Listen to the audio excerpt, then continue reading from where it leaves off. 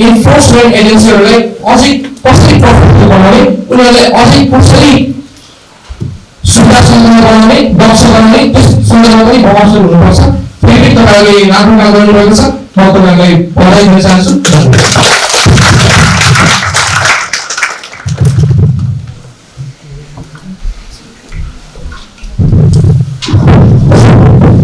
सबैजनालाई नमस्कार। म सुरुचि नेपाल कसरी बनाउने भनेर यहाँ जसरी यो युवा पुस्ताले जस्तो जागरुकता देखाउनु भयो त्यो देखेर निकै खुसी लाग्यो।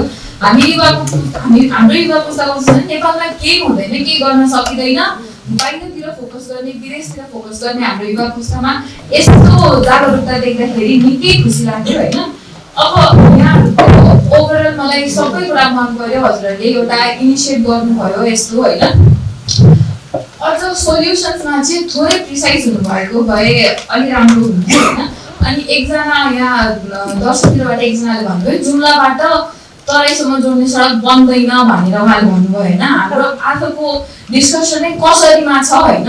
सो त्यसलाई कसरी जोड्ने भन्नेतर्फ उहाँले सोचिदिनु भएको भए चाहिँ अलिकति बेटर हुन्थ्यो होला जस्तो लाग्यो। यहाँ हामीले छाउगोठको पनि कुरा गऱ्यौँ होइन। यदि छाउगोठलाई चाहिँ भत्काएर पुरै उन्मूलन गर्नको लागि अलि इम्पोसिबल जस्तो देखिरहेको बेलामा वाट इफ हामीले चाहिँ छाउगोठलाई इम्प्रोभाइज गर्ने जस्तो त्यो जुन जीर्ण अवस्थाको छ त्यो नभइकन अलिक व्यवस्थित एकैचोटि उन्मूलन गर्न नसक्दाखेरि हामीले त्यस्तो स्टेप पनि लिन सक्छौँ होइन। अनि अरू त खासै केही पनि छैन धेरै, तर तपाईँहरूले गर्नुभएको एकदमै राम्रो छ होइन। हजुरहरूले मलाई स्पेसली मलाई इन्स्पायर गर्नुभएको छ कि हामीले पनि यस्तो गर्न सक्छौँ, यस्तो अवधारणा लिएर हामीले यो प्रोग्राम कन्डक्ट गर्न सक्छौँ भनेर। त्यसका लागि धेरै धेरै धन्यवाद। Thank you.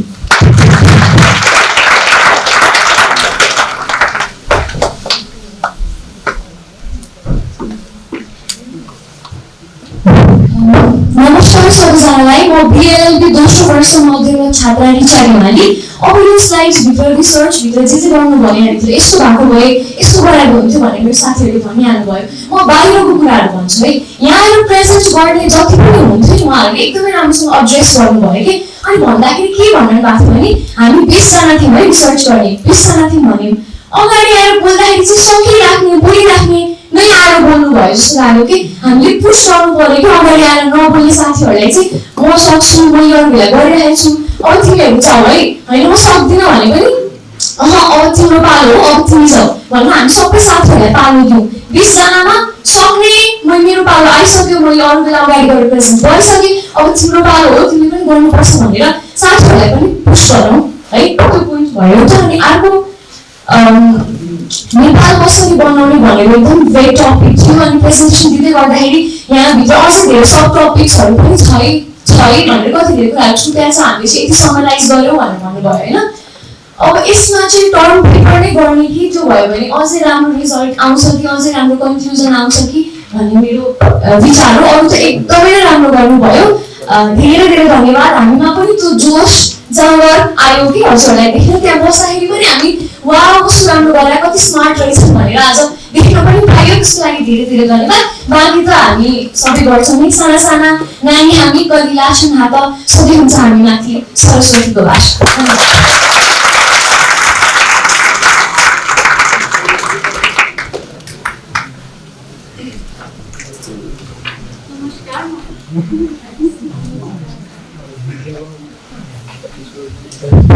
नमस्कार, म शिखा खड्का।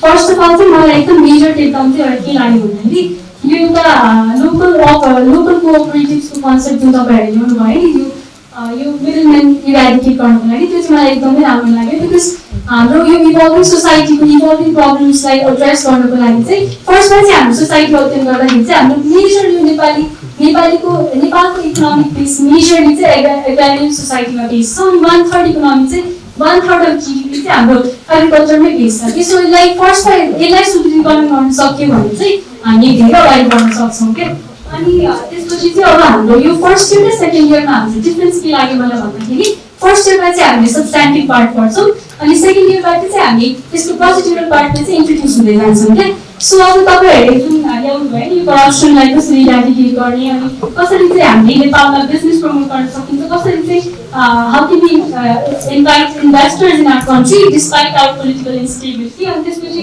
अर्को चाहिँ also I believe कि हामी चाहिँ we should be more focused on self-subsistence के सुरुमा एक्सपोर्ट गर्नुभन्दा अगाडि चाहिँ we should be self-sufficient के फर्स्टमा चाहिँ अनि त्यसको लागि चाहिँ हामीले जति रिसोर्सेस अभाइलेबल छ सुरुमा we should mobilize that so हामीले चाहिँ के गर्न सक्छौँ हामी जुन सेकेन्ड इयरको प्रतिनिधित्व गरेर आएको छौँ हामीले चाहिँ यसमा एउटा डिस्कसन गर्न सक्छौँ कि तपाईँहरूले ल्याउनुभएको सब्स्टेन्सिभ पार्टहरूलाई चाहिँ how can be implemented practically through our procedural laws होइन अनि त्यसपछि अर्को चाहिँ त्यही हो so you did very well अनि त्यसपछि अब चाहिने कुरामा बढी इलाबोरेट गर्दा चाहिँ अलिक बेटर हुन्थ्यो भन्ने अगाडिको साथीहरूले पनि भन्नुभयो त्यही हो अनि you did very well we were very motivated as well so ending on positive note we can if we will and this was a very admirable start to this aim of ours. Thank you.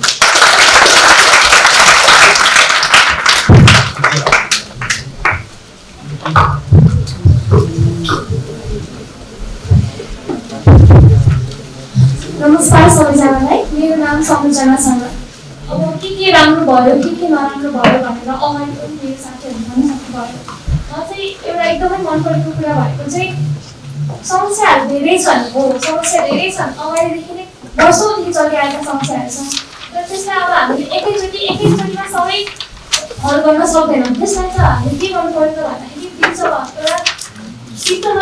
बिचमा point खोज्नु पऱ्यो ताकि दुवैतिर balance होस् यो कुरा हजुरहरूले भन्दाखेरि मलाई एकदमै मन परेको कुरा थियो अरूको भनेको सबै प्रेजेन्टेसनमा धेरै जस्तो कुरा के आयो भन्दाखेरि हो हामीसँग ल छ नीति छ सबै छ तर प्रब्लम कहाँ आयो त भन्दाखेरि इम्प्लिमेन्टेसनमा अब इम्प्लिमेन्टेसनमा प्रब्लम किन छ त प्रब्लम किन छ त्यसलाई हामीले सल्भ कसरी गर्न सक्छौँ इम्प्लिमेन्टेसनलाई कसरी राम्रो गर्न सकिन्छ त भनेर चाहिँ हामीले अब अर्को गोष्ठीमा यस्तै अर्को डिस्कसन गर्न सक्छौँ होला त्यसपछि अर्को भनेको छुट्टीको कुराहरू सबै मेरो साथीहरूले भन्नुभयो के छुट्यो यो राम्रो गर्न सकिन्थ्यो त्यो राम्रो गर्न सकिन्थ्यो यो कुराहरू अझै आउन सक्थ्यो भनेर अब हामी म सेकेन्ड इयरको स्टुडेन्ट अनि म मेरो साथीहरूलाई के भन्न चाहन्छु भन्दाखेरि यो चाहिँ अब हामीले पनि गर्न सकिन्छ हामीले गर्न सक्छौँ कि हामीले पनि उहाँहरू जस्तो राम्रो यस्तो राम्रो गोष्ठी यस्तो राम्रो डिस्कसन अर्गनाइज गर्नुभयो अब हामीले पनि यस्तै गोष्ठी यस्तै डिस्कसन अर्गनाइज गरेर यहाँ जे कुरा छुटेको छ जे कुरा आउन बाँकी छ जुन कुरा एड गर्न सकिन्छ त्यसलाई एड गरेर हामीले पनि एउटा यस्तै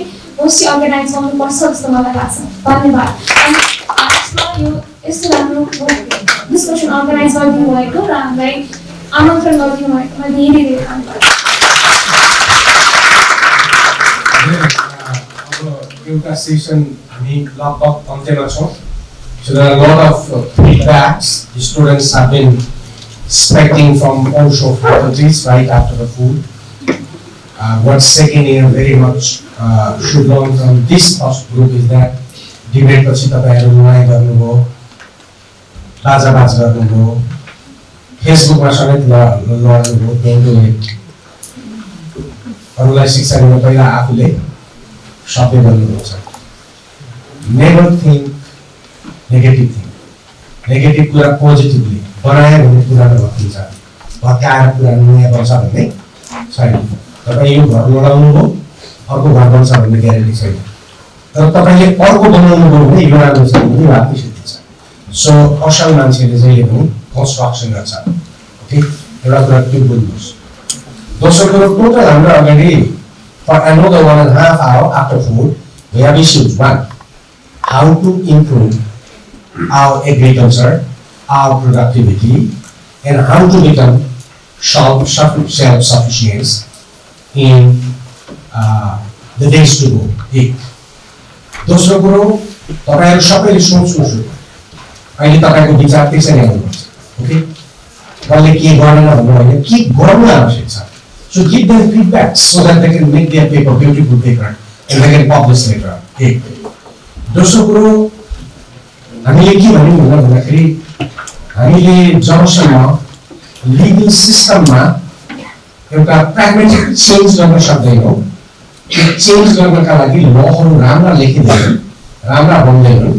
so what can we do for that? हामी कसरी राम्रा कानुन बनाउन सक्छौँ? What is the role of the students? That how can you improve the research in law so that राम्रा लहरू बनाउनको लागि कहाँ नराम्रो छ भन्ने कुरो खोज्न आवश्यक छ। How do you do? Probably अब जाने थर्ड इयरहरुका लागि सबैभन्दा ठुलो झापड यही हो। उहाँहरू कसरी गर्नुहुन्छ यो? Let's see. थर्ड पोइन्ट उहाँले के भन्नुभयो भन्दाखेरि सोशल स्ट्रक्चरभित्र हाम्रो सुपरस्टिसनहरूको धेरै ठुलो भूमिका छ, धेरै ठुलो सुपरस्टिसन छ र त्यसलाई हामीले बुझ्न प्रयत्न गरिरहेका छौँ। फेरि पनि त्यही विषयमा हाम्रो रिसर्च छैन। सरकारले छोकरीलाई रोक्नुभन्दा अगाडि अवेरनेस कसरी गर्नु पर्थ्यो भन्ने रिसर्च गरेन। कन्डमलाई फ्री डिस्ट्रिब्युट गर्नेहरूले सेनिटरी प्याडमा कर किन लगाएको भन्ने कुरो अनुसन्धान गर्न सकेन। Today is patriarchy and all these kind of things. But we don't have research. यसलाई रिसर्च कसरी गर्ने हो भन्ने कुरो they ask questions to you. So don't ask questions to them, answer the questions to you. The fourth group, presidential system मा जाँदा हामीलाई के अवरोधहरू छन्? दुईटा कुरामा हामीले उठाउनु भएको छ। एउटा देशभित्र कन्ट्रोल इन्स्टेबिलिटीको प्रब्लम छ। 1950 देखि विदेशीहरू जहिले पनि नेपालमा यसै यहाँभन्दा बिग्रिन पनि नदिने, यहाँभन्दा बढ्न पनि नदिने एउटा नियन्त्रित अस्थिरतामा राख्ने देशलाई। ओके, त्यो नियन्त्रित अस्थिरताभित्र हाम्रा नेताहरू सबै तिनीहरूका एजेन्ट बनेका कारणले देश यहाँ आयो। So we have to think on foreign policy. हिजो हामी भारत र चीन दुईटा गरिब ठुल्ठुला देशको ब्यालेन्सको कुरा गर्थ्यौँ। आज ती दुईटा संसारका शक्ति भए त्यही डिप्लोमेसी बोकेर हुन्छ कि हुँदैन, एउटा कुरा।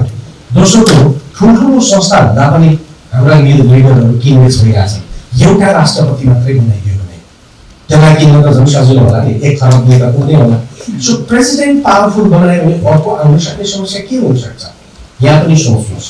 हामीसँग इकोनोमिक्स पढाउनेदेखि लिएर थुप्रै साथीहरू हुनुहुन्छ, यो जवाब साथीहरूले दिनु होला। अब सेकेन्ड सेटमा आउनेहरूले यो जजमेन्ट वुड बी।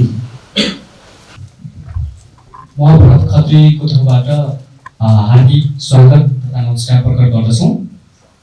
आज काठमाडौँ स्कुल अफ ल आवासीय क्याम्पसको यस गोष्ठी तथा छलफलमा हामी हजुरहरू सबैलाई हार्दिक स्वागत गर्दछौँ। विगत 2 दशकदेखि कानुनको क्षेत्रमा दक्ष तथा सक्षम व्यक्तिहरू उत्पादन गरेर देशको समग्र राष्ट्रिय अन्तर्राष्ट्रिय कानुनी क्षेत्रमा ठुलो सफलता हासिल गर्न सफल कलेजहरूको नामहरूको पन्नाहरूमा आउने महत्त्वपूर्ण तथा कोषपूर्ण स्थान हासिल गरेको यस काठमाडौँ स्कुल अफ लले विगत थुप्रै वर्षहरूदेखि स्थापना कालदेखि विभिन्न किसिमका छलफल गोष्ठीहरूको आयोजना गरिरहेको छ। त्यस अन्तर्गत हामी काठमाडौँ स्कुल अफ लका प्रथम वर्षका विद्यार्थीहरूले यो पहिलो शिफ्टमा यहाँ आएका हामी विद्यार्थीहरूले अब सोच्ने कसरी त हामी सिलेबस अध्ययन गर्छौँ, एउटा निश्चित दायरामा सीमित क्षेत्रमा गएर हामीले अध्ययन गर्छौँ र त्यो बाहेक एक्स्ट्रा कुराहरू जसरी एउटा माछालाई पानीको महत्त्व हुन्छ त्यसरी कानुनका विद्यार्थीहरूलाई यस्तो छलफल गोष्ठीहरूबाट देशको लागि अन्य कुनै तरिकाले देश कसरी बनाउन सकिन्छ, कहिले बनाउन सकिन्छ, के तरिकाहरूलाई समेटेर बनाउन सकिन्छ लगायत विषयहरूको बारेमा छलफल गराएर त्यसबाट नयाँ निष्कर्ष निकालेर यसरी प्रस्तुत गराउने कुरा हाम्रो लागि सबैभन्दा ठुलो कुरा। यो जुन अवसर हामीले प्राप्त गरिरहेका छौँ यो हाम्रो यसले चाहिँ हामीलाई एक तरिकाले भाग्यशाली पनि ठान्नुपर्ने हुन्छ, किनकि हामीले यो प्लेटफर्म पनि पाएका छौँ। यसको लागि म यो कलेज परिवार र सम्बद्ध सम्पूर्णमा हार्दिक धन्यवाद ज्ञापन गर्दछौँ। आज हामी के गर्छौँ भने हामी यहाँ पहिलो शिफ्टमा आएका विद्यार्थी साथीहरूले 4वटा ग्रुप बनाएर कानुनी क्षेत्रमा के गर्न सकिन्छ, राजनीतिक क्षेत्रमा के गर्न सकिन्छ, सामाजिक क्षेत्रमा के गर्न सकिन्छ, आर्थिक क्षेत्रमा के गर्न सकिन्छ भन्ने विषयमा ती कुराहरूलाई चाहिँ समेटेर देश बनाउने कसरी भन्ने विषयमा 4वटा ग्रुप विभाजन गरेका थियौँ। ती ग्रुपहरूबाट एउटा निष्कर्ष आएको छ। त्यो निष्कर्ष अहिले हाम्रो साथीहरूले कार्यपत्रको रूपमा प्रस्तुत गर्नुहुन्छ। त्यसपछि चाहिँ हामी डिस्कसनको लागि समेत बढ्छौँ र म अहिले नयाँ शिफ्टमा आउनुभएको साथीहरूलाई अनुरोध पनि गर्छु।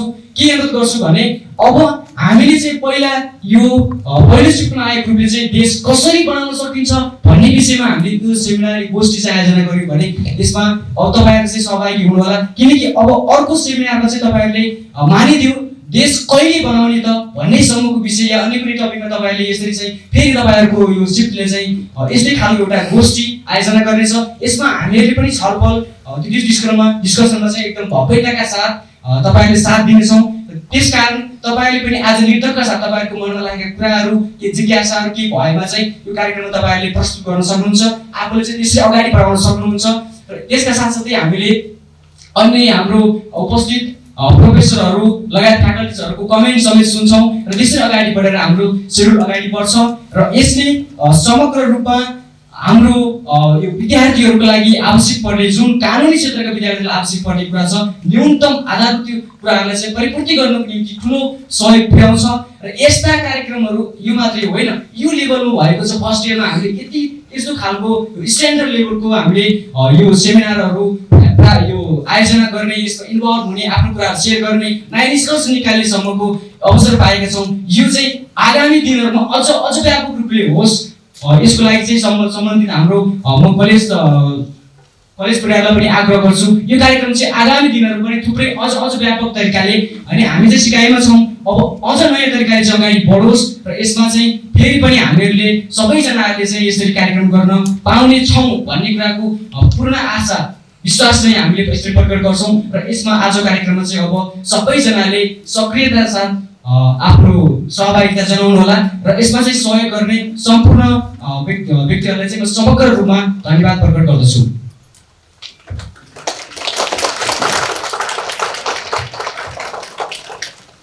अब कार्यक्रम अगाडि बढाउँदै हामी स्थान ग्रहणतर्फ केन्द्रित गर्छौँ।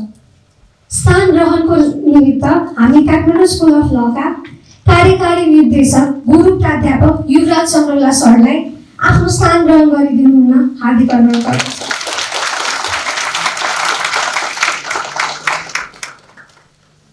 त्यसै गरी काठमाडौँ स्कुल अफ लका प्रिन्सिपल प्राध्यापक कुमार इङ्गम सरलाई पनि आफ्नो स्थान ग्रहण गरिदिनु हुन हार्दिक अनुरोध गर्दछु।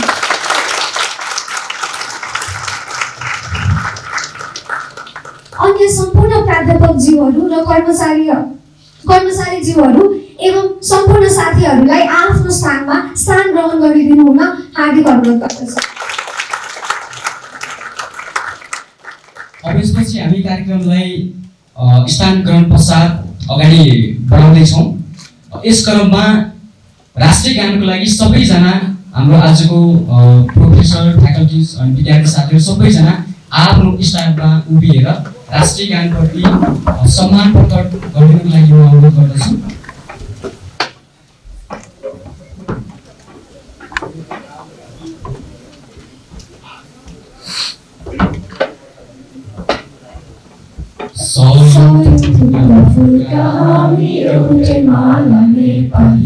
सर्वभौमै फैलिएका मेची महाकाली, सयथुङ्गा फुलका हामी एउटै माला नेपाली।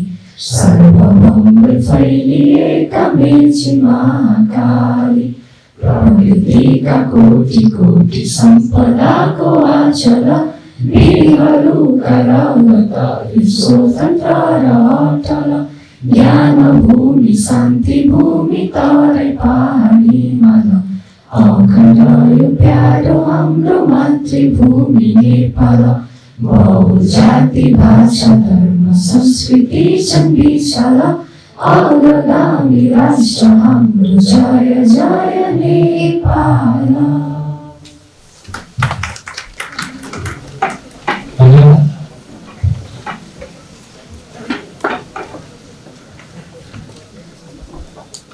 अब यस पश्चात हामी यस कलेजका प्रथम वर्षका विद्यार्थीहरूले आयोजना गरेको यस छलफल गोष्ठीलाई थप आशीर्वाद दिनुको निम्ति शुभकामना दिनुको निम्ति म हाम्रो यसै कलेजको दोस्रो वर्षमा अध्ययनरत आदरणीय दिदी अश्लेषा जोशीलाई हार्दिक अनुरोध गर्दछु।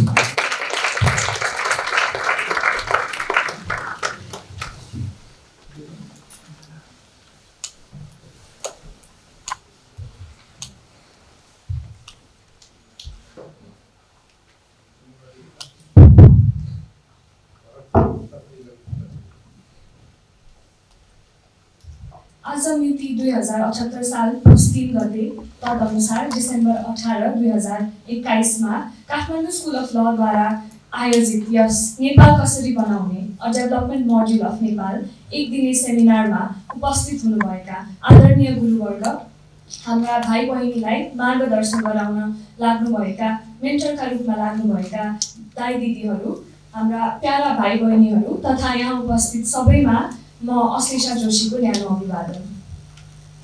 सर्वप्रथम यस किसिमको एउटा अत्यन्तै महत्त्वपूर्ण कार्यक्रमको आयोजना गर्नुभएकोमा म हाम्रा भाइ बहिनीलाई धेरै धेरै धन्यवाद दिन चाहन्छु र आज हुन गइरहेको यस सेमिनारले निम्त्याउने विचार र अवधारणाहरूले चाहिँ अवश्य पनि हामीले आज खोजेको प्रश्न नेपाल कसरी बनाउने, नेपाल कस्तो बनाउने भन्ने प्रश्नमा चाहिँ केही प्रकाश पार्नेछ र यस्तै कार्यक्रमहरूको आयोजना भइराख्यो भने यसै किसिमले यसले निरन्तरता पाइराख्यो, यो सुरुवातले चाहिँ निरन्तरता पाइराख्यो भने चाहिँ यसै क्रममा त्यो प्रश्नको प्रकाशले चाहिँ हामीलाई त्यसको उत्तरतर्फ पनि अझै पठाउनेछ र त्यसको उत्तर हामी अवश्य पनि थाहा पाउनेछौँ भनेर चाहिँ म विश्वस्त छु।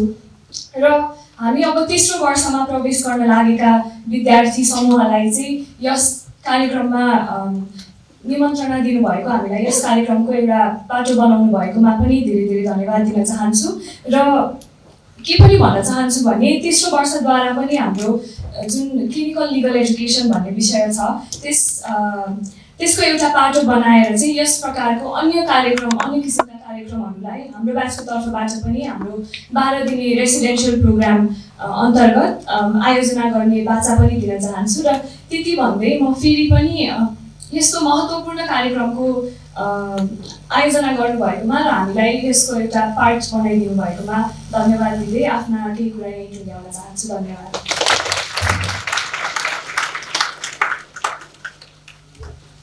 धन्यवाद। अब यस पश्चात फेरि पनि शुभकामना मन्तव्यको लागि यसै कलेजको दोस्रो वर्षमा अध्ययनरत आदरणीय दाजु ऋतिक यादवलाई हार्दिक अनुरोध गर्दछु।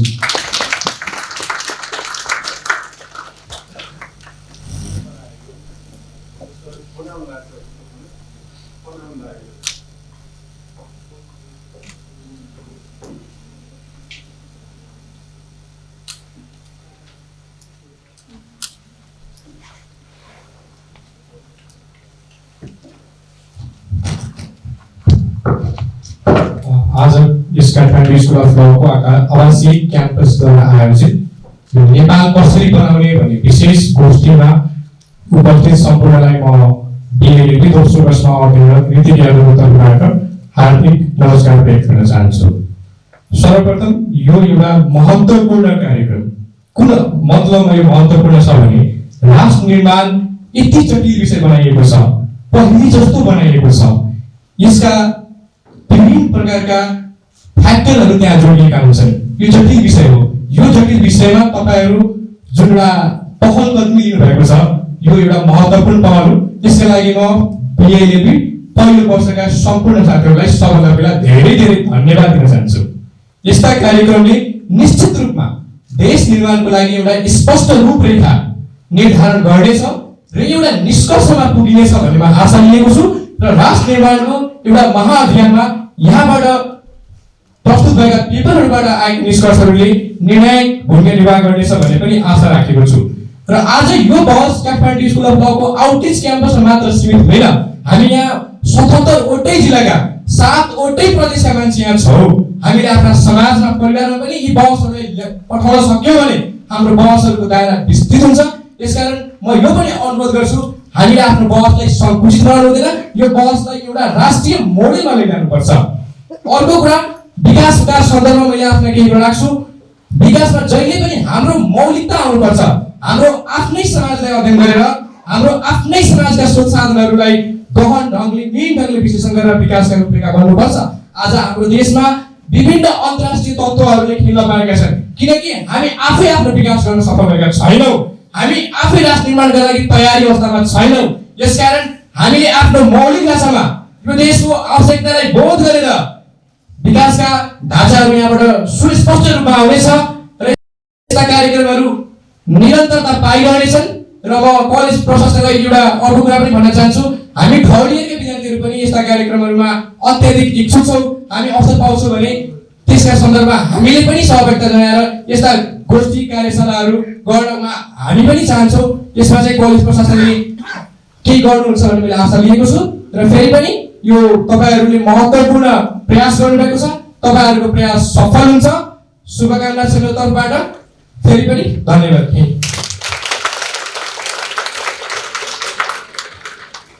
धन्यवाद। अब यस पश्चात फेरि पनि शुभकामना मन्तव्यको लागि यसै कलेजको B.A.LL फर्स्ट इयरमा अध्ययनरत आदरणीय दाजु युवराज घिमिरेलाई अनुरोध गर्दछु।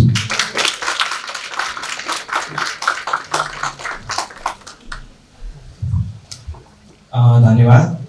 7 दशक व्यतीत भइसक्यो। देशमा विभिन्न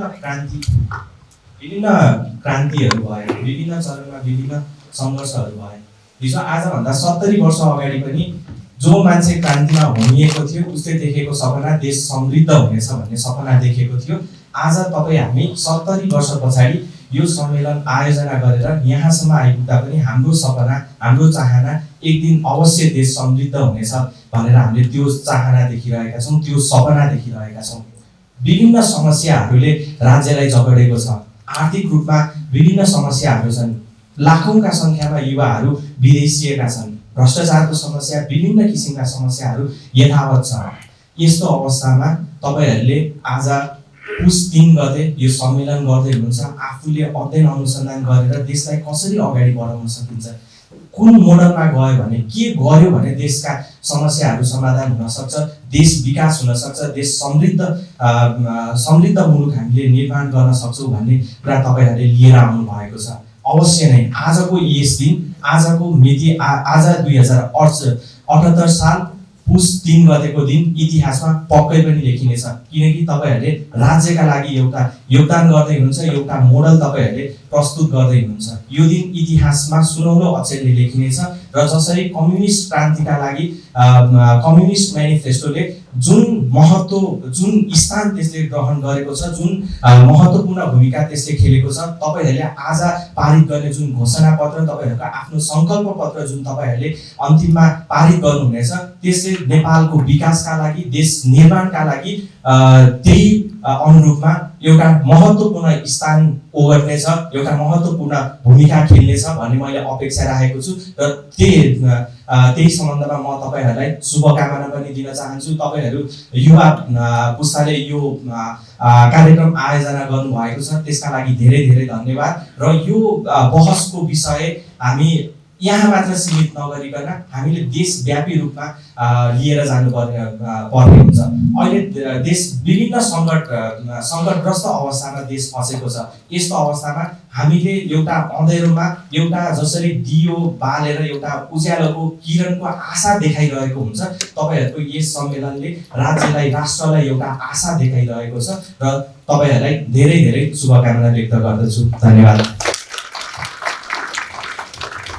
धन्यवाद।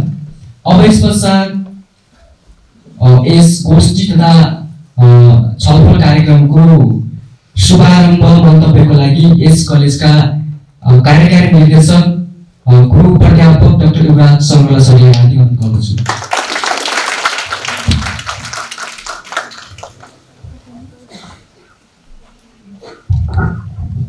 धन्यवाद। यो कार्यक्रममा उपस्थित सम्पूर्ण शिक्षक साथीहरू तथा विद्यार्थीहरू, तपाईहरूमध्येकै केही विद्यार्थीहरूले छलफलको क्रममा यस्तो खालको कार्यक्रमहरू आवश्यक छ र विद्यार्थीहरूले फरक तरिकाले सोच्न सक्नुपर्छ, सोच्न थाल्नुपर्छ भन्ने चाहना अनुसार यो कार्यक्रम तय भयो। विद्यार्थीहरूले धेरै मेहनत गरेका छन् यसमा, करिब 10-12 दिनदेखि उनीहरूले काम गरेका छन् र यो पढाइको एउटा पद्धति पनि हो। तपाईहरुलाई धेरैलाई थाहा छैन, यता विगत 1 महिना 2 महिनादेखि कलेजले आफ्नो पठन पाठन, कलेजको प्रशासनिक संरचना र सम्पूर्ण पाठ्यक्रमको संरचना बदल्ने कुरामा धेरै काम गरेको छ। यता 1 महिनाभित्र नयाँ व्यवस्थापन समिति गठन भएको छ। त्यो नयाँ व्यवस्थापन समिति विश्वविद्यालयको अनुदान आएको एउटा मापदण्ड अनुसार गठन भएको छ। हामी केही समयभित्र नेपालका सीमित विश्वविद्यालय अनुदान आयोगले एक्रिडाइटेड गरेका QAA प्राप्त कलेज मध्येको एउटा कलेज बन्ने सम्भावनाको नजिक छौँ। त्यसो भएको खण्डमा काठमाडौँ स्कुल अफ ल QAA प्राप्त गर्ने पहिलो ल कलेज हुनेछ नेपालमा र इभन भारतमा पनि एकदमै सीमित कलेजहरूले मात्रै QAA क्वालिटी एस्युरेन्स तथा एक्रिडिटेसन जसले अन्तर्राष्ट्रिय मान्यता प्रदान गर्छ त्यो प्राप्त गर्ने कलेजहरू बन्नेछ।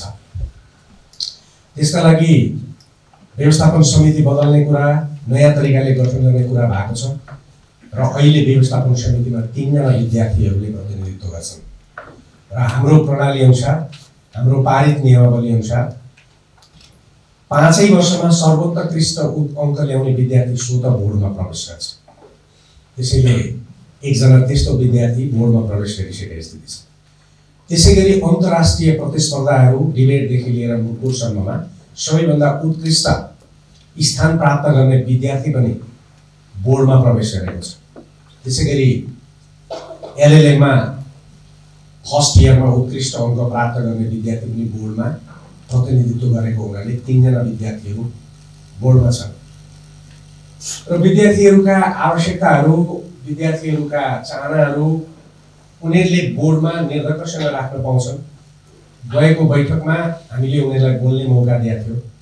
विद्यार्थीहरूका तर्फबाट राख्ने कुराहरू तिमीहरू राख भनेर, तर विद्यार्थीले कलेज व्यवस्थापन समितिमा राख्नुपर्ने विषय नै पाएन। सबै कुराहरू भइराखेका छन्। तपाईहरुले कलेजमा अहिले तत्काल देख्नु भएको छ, लेडिजहरूको लागि चेन्जिङ रुम बनेको छ। त्यसैगरी EINS सिस्टम जसले कलेजको सम्पूर्ण सूचना प्रविधिलाई एक ठाउँमा राख्छ त्यो निर्माण भएको छ। नयाँ सफ्टवेयरहरू प्रयोग भएका छन्। तपाईहरुका बुवा आमाले अब तपाईहरुको घरमै बसेर हेर्न सक्छन् फर्स्ट इयरको जाँच कहिले हुन्छ भन्ने खालको कुरो। सो टोटल इन्टिग्रेटेड प्रणालीमा हामी गइसकेको स्थिति छ र हामीले त्यति मात्रै होइन, विद्यार्थीहरूले सेवा र सुविधा पाउन् भन्ने दृष्टिकोणले MBBS डक्टरलाई फुल टाइम नियुक्ति गरेर राखेको यहाँहरूले देख्नु भएको होला। डक्टर पनि कलेजमा एभाइलेबल भएको स्थिति छ। यो सम्पूर्ण जे बनिएको छ आज कलेज तपाईहरुले तिरेको फिसले भने हामी तलब खान्छौँ, तपाईलाई तलब नखाइ पढाउन सकिँदैन, तर बाँकी सम्पूर्ण तपाईको जुन फिस हो त्यो यो कलेजको डेभलपमेन्टमा जान्छ। त्यसले गर्दाखेरि कलेज फरक तरिकाले सोचिरहेछ र टिचरहरूको एउटा समिति गठन भएको छ जुन समितिले अहिले नयाँ करिकुलमको रिभ्यू गर्दैछ र आउने साउनबाट काठमाडौँ स्कुल अफ ल यता 2 महिनामा विश्वविद्यालय बने पनि नबने पनि विश्वविद्यालय बन्छ भन्ने कुराको ग्यारेन्टी छैन। देशमा राजनीतिक पार्टी कस्ता छन् देख्नु भएको छ, कहाँ कति बेला के हुने हो थाहा छैन। तर त्यो बने पनि नबने पनि आउने वर्षबाट काठमाडौँ स्कुल अफ ल सेमिस्टर सिस्टममा जान्छ। सेमिस्टर सिस्टम अनुसारको प्रणालीमा पढाइ हुन्छ। हामी नयाँ कोर्स पनि थप्ने सोचमा छौँ। 3वटा LLB चलाउनु पर्छ भन्ने हाम्रो मान्यता छ।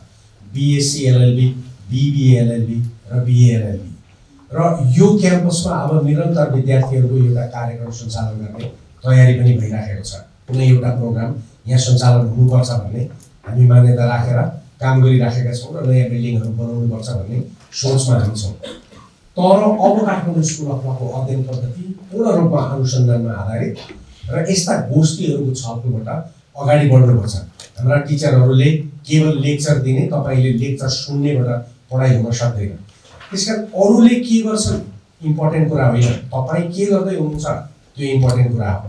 त्यसकारण यो सेमिनार एउटा त्यस्तो कोर्सेड ढुङ्गा हो जसले सम्पूर्ण कलेजको पठन पाठन पद्धतिलाई बदल्दछ। अब यसले गाह्रो पनि हुन्छ, सजिलो पनि हुन्छ। जसलाई यसरी पढ्न मन लाग्दैन उसका लागि यो बडा गाह्रो कुरो हुन्छ। जसलाई नोट लेखेर खालि केएसएलको सर्टिफिकेट लेखेर भोलि कतै जागिर खाने मात्रै हुन्छ उसलाई गाह्रो हुन्छ। तर जो विद्यार्थी संसारमा आफ्नो एउटा उन्नत जीवन प्रणाली, एउटा उन्नत व्यावसायिक दृष्टिकोण र एउटा उन्नत जीवन बनाउन चाहन्छ उसको लागि यहाँभन्दा ठुलो कुरो अर्को हुँदैन। फेब्रुअरीमा हामी राजीव गान्धी नेसनल युनिभर्सिटीसँग एग्रिमेन्ट गर्दैछौँ। उनीहरूले हामीबाट सिक्न खोजिराखेको स्थिति छ, हामीले उनीहरूसँग होइन। हामी उहाँ पटियालामा इन्डियाको वान अफ द बेस्ट ल स्कुल हो, उनीहरूको सँगको एग्रिमेन्ट गर्न हामी त्यहाँ जाँदैछौँ। 22 तारिक जनवरीबाट लिगल एजुकेसनलाई कस्तो बनाउने भन्ने ठुलो सम्मेलन बङ्गलादेशको ढाकामा भइरहेछ, हामी त्यहाँ पनि जाँदैछौँ। सो यो एक किसिमको माहौल लिगल एजुकेसनमा तयार भइरहेको छ जसले गर्दा तपाईँलाई यहाँ ल्याइएको छ। काठमाडौँ स्कुल अफ ल विद्यार्थीका लागि काम गर्ने संस्था हो। तपाईँहरू अहिले करिब 150 विद्यार्थी यहाँ हुनुहुन्छ। तपाईँले तिरेको रेजिडेन्सियलको पैसा त पोरै सिद्धियो, पोरै 10 दिन बस्नुभयो, यो 6 दिनको खर्च कलेजले गरिरहेको छ। त्यसकारण कलेजमा आएको पैसा कलेजले खाँदैन, तपाईँहरूको उन्नतिको लागि हुन्छ। तर तपाईँहरू कति यसलाई सदुपयोग गर्नुहुन्छ, द्याट्स भेरी इम्पोर्टेन्ट। त्यसकारण यो आज जुन सेमिनार भएको छ, आज आएको ग्रुपले फेरि अर्को यस्तै सेमिनार गर्छ अनि उसले पनि यसै गरी आयोजना गर्छ, यसै गरी फर्स्ट इयरका विद्यार्थीहरू सम्पूर्ण त्यसमा संलग्न हुन्छन् अनि उसले गरेको छलफलबाट पनि एउटा निष्कर्ष निक्लिन्छ। त्यसकारण उहाँहरूले नेपाल कसरी बनाउने भन्ने थेम राख्नुभयो। अब तपाईँहरू नेपाल कस्तो बनाउने तपाईँहरू थेम राख्नुहोस् वा त्यस्तै तपाईँहरू अर्को थेम राख्नुहोस् र तपाईँहरू पनि छलफल गर्नुहोस्।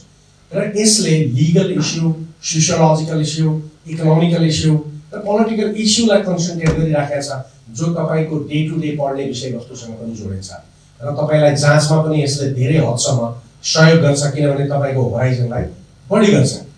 डेभलपमेन्टको आजको जुन अवस्था हो, नेपाल एक्लै मात्रै विकास हुन नसकिराखेको स्थिति होइन। अन्तर्राष्ट्रिय परिस्थिति नै यस्तो छ कि हाम्रा जस्ता गरिब देशहरूमाथि अनेक खालका भूमिकाहरू अन्य देशहरूले वा अन्य शक्तिहरूले गर्ने गर्छन्। 1945 पछाडि संसारले के ठान्यो भन्दाखेरि अब संसार फरक तरिकाले जानुपर्छ। मानिसले खान पाउनुपर्छ, मानिसले लाउन पाउनुपर्छ, मानिसले एउटा सम्मानयुक्त जीवन बाँच्न पाउनुपर्छ। त्यही कारण अन्तर्राष्ट्रिय एउटा नयाँ विश्व व्यवस्थाको परिकल्पना गरियो। त्यो विश्व परिकल्पना गर्दाखेरि त्यो विश्व व्यवस्थाका 3वटा खुट्टाहरू थिए, अर्थात् त्यसका 3वटा खुट्टाहरूमा त्यो व्यवस्था अडिएको थियो। पहिलो खुट्टा थियो, यदि विकसित देशहरूले अरू देशहरूमाथि आर्थिक र वित्तीय नियन्त्रण गर्न पाए भने उनीहरूले गरिब देशहरूमाथि र विकासशील देशहरूमाथि शोषण गर्नेछन् र उनीहरूको शोषणले त्यहाँको विकासलाई नकारात्मक प्रभाव पार्नेछ। त्यसकारण ब्रेटन वुड्स सिस्टम भन्ने एउटा नयाँ व्यवस्था त्यति बेला लागू गरियो। ब्रेटन वुड्स सिस्टमले के भन्यो भन्दाखेरि विकसित देशहरूले डिरेगुलेसन अर्थात् नीति विहीनता वा नियन्त्रण विहीनताको सिद्धान्तलाई अवलम्बन गर्नु हुँदैन। डलर पनि नियन्त्रित हुनुपर्छ, फ्रेन्च फ्रेङ्क पनि नियन्त्रित हुनुपर्छ, पाउन्ड पनि नियन्त्रित हुनुपर्छ र उनीहरूले संसारको इकोनोमीलाई कन्ट्रोल गर्न पाउनुहुन्न। यो यस अर्थमा यस्तो खुला नीति ग्रहण गर्नु अनौचित्यतापूर्ण हुन्छ जसले शक्तिशालीहरूले कम शक्तिशालीहरूमाथि आफ्ना अर्थनीतिलाई लागू गर्छन् र आफ्ना वित्तीय प्रणालीहरूलाई लागू गर्छन्। त्यसकारण रेगुलेटेड सिस्टम, नियन्त्रित सिस्टम हुनुपर्छ।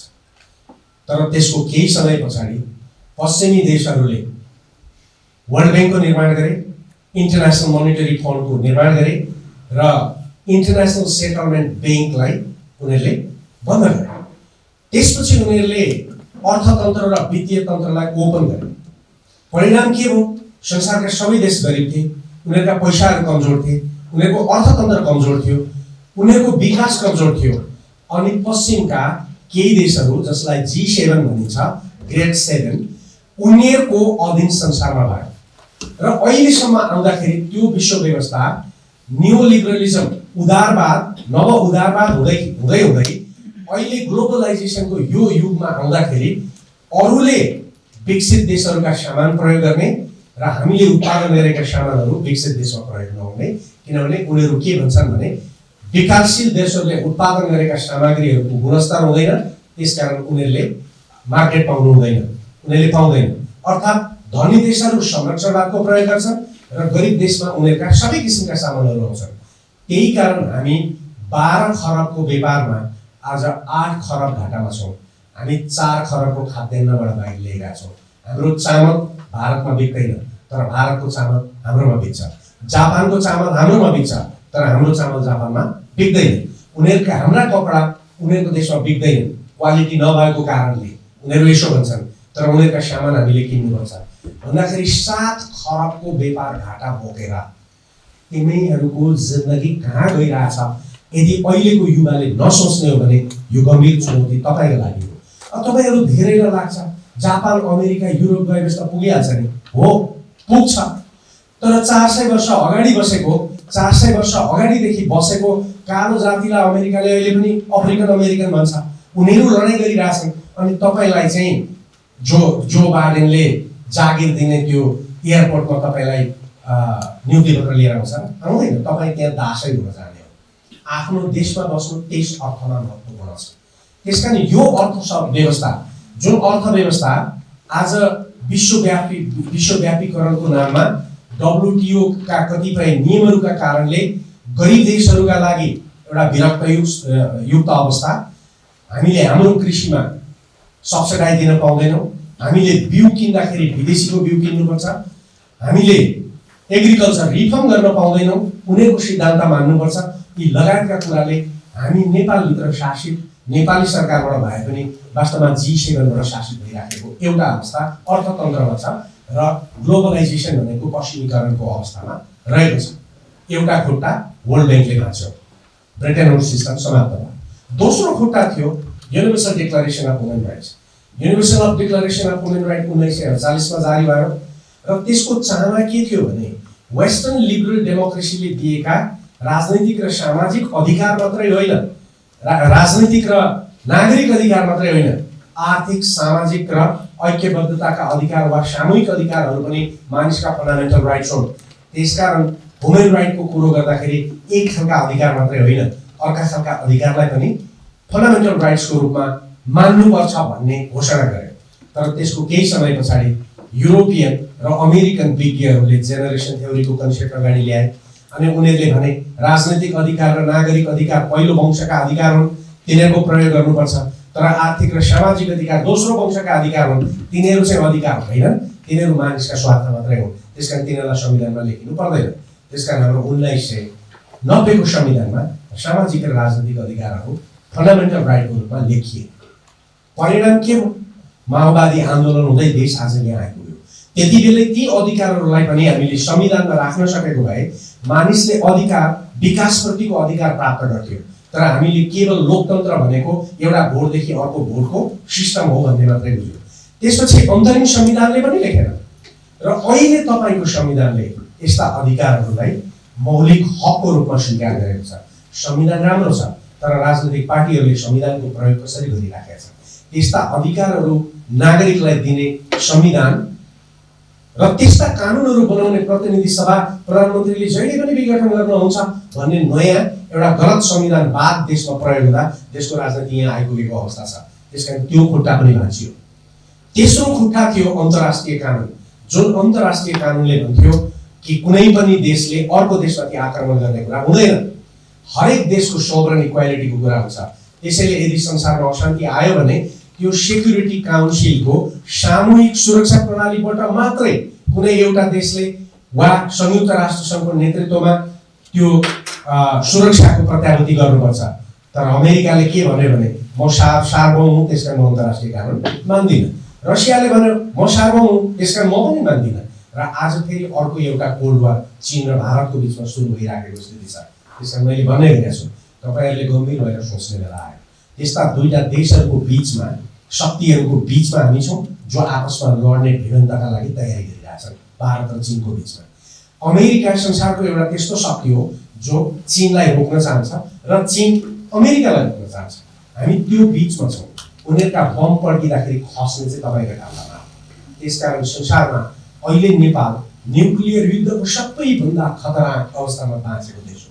यदि यस्ता कुराहरूको विरुद्धमा विद्यार्थीले गम्भीर रूपमा सोच्ने, छलफल गर्ने अनि त्यसपछि त्यसबाट निकास निकाल्ने खालका कुराहरूलाई नसोच्ने हो भने नेपाल र नेपालीको अस्तित्व छैन। त्यसकारण यो सेमिनारको उद्देश्य त्यही हो। तर त्यो कहिले मात्रै सम्भव छ यदि हामीले आर्थिक उन्नति गर्न सक्यौँ। आर्थिक उन्नति बेगर सामाजिक संरचना परिवर्तन हुन सक्दैन। सामाजिक संरचना परिवर्तन भएन भने हाम्रा सोच र मनोविज्ञानहरू परिवर्तन हुँदैन। हाम्रा सोच र मनोविज्ञानहरू परिवर्तन भएन भने देशभक्ति, नेसनलिजम हुँदैन। र जो मान्छे नेसनलिस्ट छैन, जो मान्छे प्रोग्रेसिभ छैन, उसले देश बनाउन सक्दैन। त्यसकारण हाम्रो अर्थतन्त्रको विकास सबैभन्दा महत्त्वपूर्ण कुरा हो। तर अर्थतन्त्र त्यति बेलासम्म विकास हुँदैन जबसम्म व्यक्तिको श्रम उत्पादनमूलक हुँदैन। तपाईँ हाम्रो श्रम उत्पादनमूलक छैन। तपाईँ हामी समयलाई प्रयोग गर्दैनौँ। तपाईँ हामी हाम्रो श्रमलाई उत्पादनमूलक पनि बनाउँदैनौँ र समयलाई उत्पादन पनि मूलक बनाउँदैनौँ। त्यसकारण तपाईँ हाम्रो देश गरिब छ। तपाईँहरू यहाँ जति हुनुहुन्छ अब तपाईँ आत्मामा आफै सोच्नुहोस्, तपाईँ आफ्नो परिवारको उन्नतिको लागि कति योगदान गर्नुहुन्छ? मलाई लाग्दैन तपाईँ योगदान गरिदिनुहुन्छ। तपाईँ बसेर खाइरहनु भएको छ।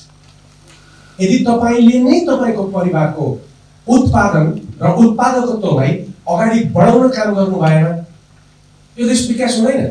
त्यसकारण यो एउटा डिओरिएन्टेसनको कुरो, ओरिएन्टेसनको कुरो होइन, डिओरिएन्टेसनको कुरो। त्यो डिओरिएन्टेसन भने के? अबको नवयुवाले देशको राजनीति पनि बोक्न सक्नुपर्छ, देशको न्याय पनि बोक्न सक्नुपर्छ र सबैभन्दा महत्त्वपूर्ण देशको आर्थिक विकासको चुनौतीलाई सामना गर्न सक्नुहुन्छ। सात क्लास पढेका प्रधानमन्त्रीबाट देश विकास भएन भनेर रुने तपाईँ त्यस्तै मान्छे हो जो भिरको डिलमा बसेको बाँदर भिरबाट फलान्न खोज्छ। फलानेको छैन, बाँच्नु भएको छ। फलान्नु भयो, मर्नुहुन्छ। त्यसैले फलान्ने सोच आउनुभन्दा अगाडि फर्किएर आउनुहोस् आफ्ना बारीमा र खेत रोप्न थाल्नुहोस्। भनेको मतलब संसारको योग्य कानुन व्यवसाय गर्न सिक्नुहोस्। एउटा कानुन व्यवसाय असल अर्थविद पनि हो। एउटा कानुन व्यवसाय एउटा असल राजनीतिकविद पनि हो र एउटा कानुन व्यवसाय एउटा अत्यन्तै राम्रो समाजशास्त्री पनि हो। त्यसकारण कानुन व्यवसाय बन्ने व्यक्तिले सोसियल इन्जिनियरिङको कुरो सोध्छ, नेसनल इकोनोमिक डेभलपमेन्टको कुरो सोध्छ र उसले एउटा पार्टिसिपेटरी डेमोक्रेसीको कुरो पनि सोध्छ। त्यसकारण तपाईँलाई त्यो बाटातिर उन्मुख गराउनको लागि यो गरिएको हो। त्यसकारण कम्तीमा तपाईँलाई 6 दिन यो भात खुवाएको छ कलेजले। यो भातको दाम तपाईँहरू नयाँ तरिकाले सोचेर देशका लागि उन्नत नागरिक बन्ने प्रमाण गर्नुभयो भने राम्रो हुन्छ। यति मात्रै म अहिले भन्न चाहन्छु। यहाँभन्दा बढी घोचपेच गर्नु आवश्यक छैन। म तपाईँसँग बसेर काम गरिरहेको छु। फरक तरिकाले सोच्न थाल्नुहोस्। त्यसैले चिनियाहरूको एउटा बडा राम्रो भनाइ छ, असल चराहरू राम्रो रुख हेरेर बास बस्छन्। असल चराहरू कहिले पनि काँडे रुखमा बास बस्छन्। अनि अर्को पनि उनीहरूको भनाइ के छ भने जब चराहरू उड्छन् उनीहरू डाँडो हेरेर उड्छन्। उनीहरू डाँडामा ठोकिँदैनन्, उनीहरू डाँडो पार गर्छन्। त्यसैले असल मानिसले असल रुख हेरेर बास बस्नुपर्छ र डाँडाभन्दा माथिबाट उडेर अर्को डाँडाको यात्रा तय गर्नुपर्छ। यदि त्यसलाई सोच्नु भएन र डाँडो नहेरिकन उड्नुभयो भने तपाईँ डाँडामा ठोकिनुहुन्छ, खस्नुहुन्छ, प्वाक खस्छन्, पखेटा भाँचिन्छन् र तपाईँ रुख नहेरिकन बास बस्न जानुभयो, हाडेको काँडे रुखमा बास बस्नुभयो भने तपाईँलाई काँडाले घुन्छ र तपाईँ त्यहीँ अड्किनुहुन्छ। त्यसैले असल मान्छेले असल जीवनको परिकल्पना गर्नुहुन्छ। जसले असल जीवन बनाउन खोज्छ उसलाई दुनियाँमा कुनै ताकतले रोक्न सक्दैन। त्यसैले असल नागरिक बन्नुहोस्, जीवन असल बनाउनुहोस् र जीवनलाई उन्नत बनाउनु अगाडि बढ्नुहोस्। र म जहिले पनि भन्ने गर्छु, हाम्रो कृष्ण प्रसाद भण्डारीले पनि भन्छ, वकिलले धनी हुनुपर्छ। त्यो धनी भनेको लुट्नुपर्छ भन्ने होइन। धनी हुनुपर्छ भनेको तपाईँ सम्पन्न हुनुपर्छ भन्ने हो। सम्पन्न बन्ने सपना देख्न थाल्नुहोस्। यति भने तपाईँहरूलाई शुभकामना छ यो सेमिनारको लागि। अब हेरौँ पेपर प्रस्तुतकर्ताहरूले कसरी पेपर प्रस्तुत गर्नु भएको छ। सक्रियतापूर्वक सहभागी बन्नुहोस् अनि प्रश्न गर्नुहोस्, क्वेसन सोध्नुहोस्। फ्याकल्टिजहरूले पनि पार्टिसिपेट गर्नुहुन्छ, विद्यार्थीहरूले पनि पार्टिसिपेट गर्ने हो। त्यही कारण गए साल स्पिचमा फर्स्ट र सेकेन्ड हुनेहरूको ग्रुपलाई यहाँ बोलाएको छ प्रश्न सोध्नका लागि। ओके, त्यसकारण फर्स्ट इयरका पेपर प्रेजेन्टरहरूले पनि चुनौतीपूर्ण तरिकाले प्रस्तुत गर्न आउनुहोस् र म के चाहन्छु भने उनीहरूका प्रश्नको जवाफ दिनुहोस्। उनीहरूका प्रश्नको जवाफ दिनुहोस् भने उनीहरूलाई विश्वस्त बनाउनुहोस् कि पोहोरका विद्यार्थी जस्तै अहिलेका विद्यार्थी पनि एकदम राम्रा छन् भन्ने उनीहरूलाई लागोस् र अहिले थर्ड इयर जानेहरूलाई चुनौती के होस् भने अब होस् गर्नुपर्छ है, मुटकुटदेखि लिएर हरेक कुरामा सेकेन्ड इयरमा आएकोले कति बेला पछार्छ भन्ने थाहा छैन भनेका कारणले उहाँहरू पनि सोच्न थालोस्। त्यसकारण फर्स्ट अहिलेको सेकेन्ड इयरमा जान चाहनेहरूले अहिलेको थर्ड इयरमा जान चाहनेहरूलाई आज चुनौती निर्माण गर्ने हो। भाइहरूले दाजुहरूलाई चुनौती निर्माण गर्नुपर्छ तर दाजुहरूले भाइहरूलाई माया गर्नुपर्छ। यति भनेर म यो भनाइलाई यहाँ टुङ्ग्याउँछु। धन्यवाद।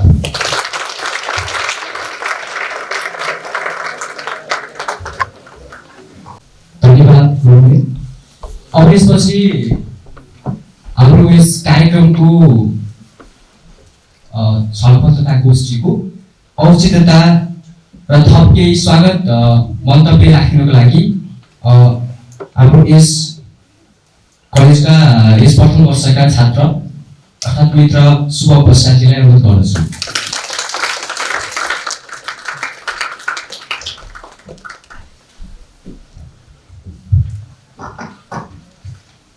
संचालकज्यूहरूलाई धन्यवाद।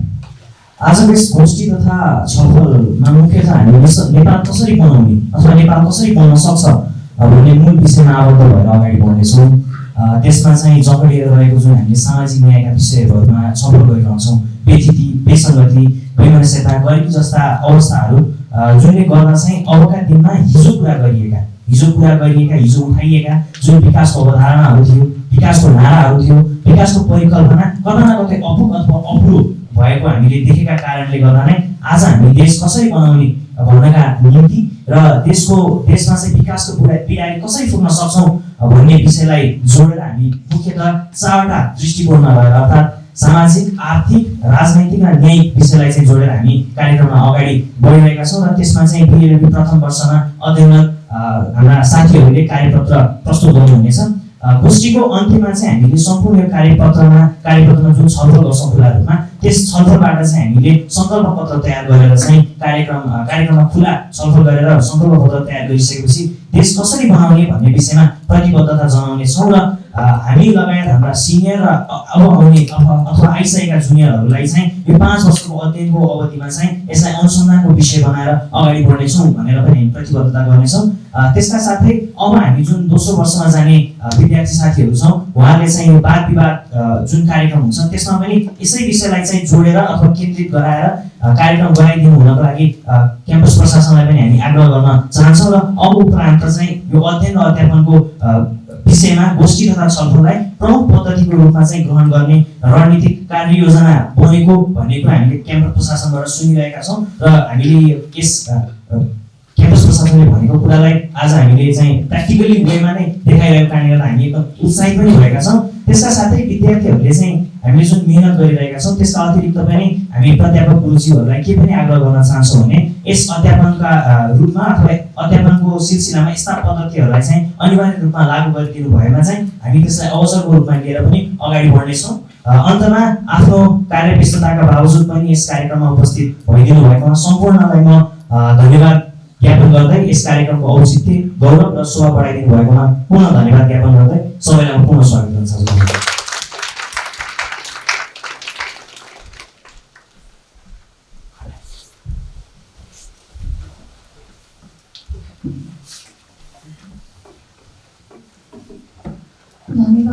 धन्यवाद सुभजी। अब गोष्ठीको प्लानरी सेसन सुरु हुन्छ जसमा 4वटा कार्यपत्रको प्रस्तुति गरिनेछ। त्यसकारण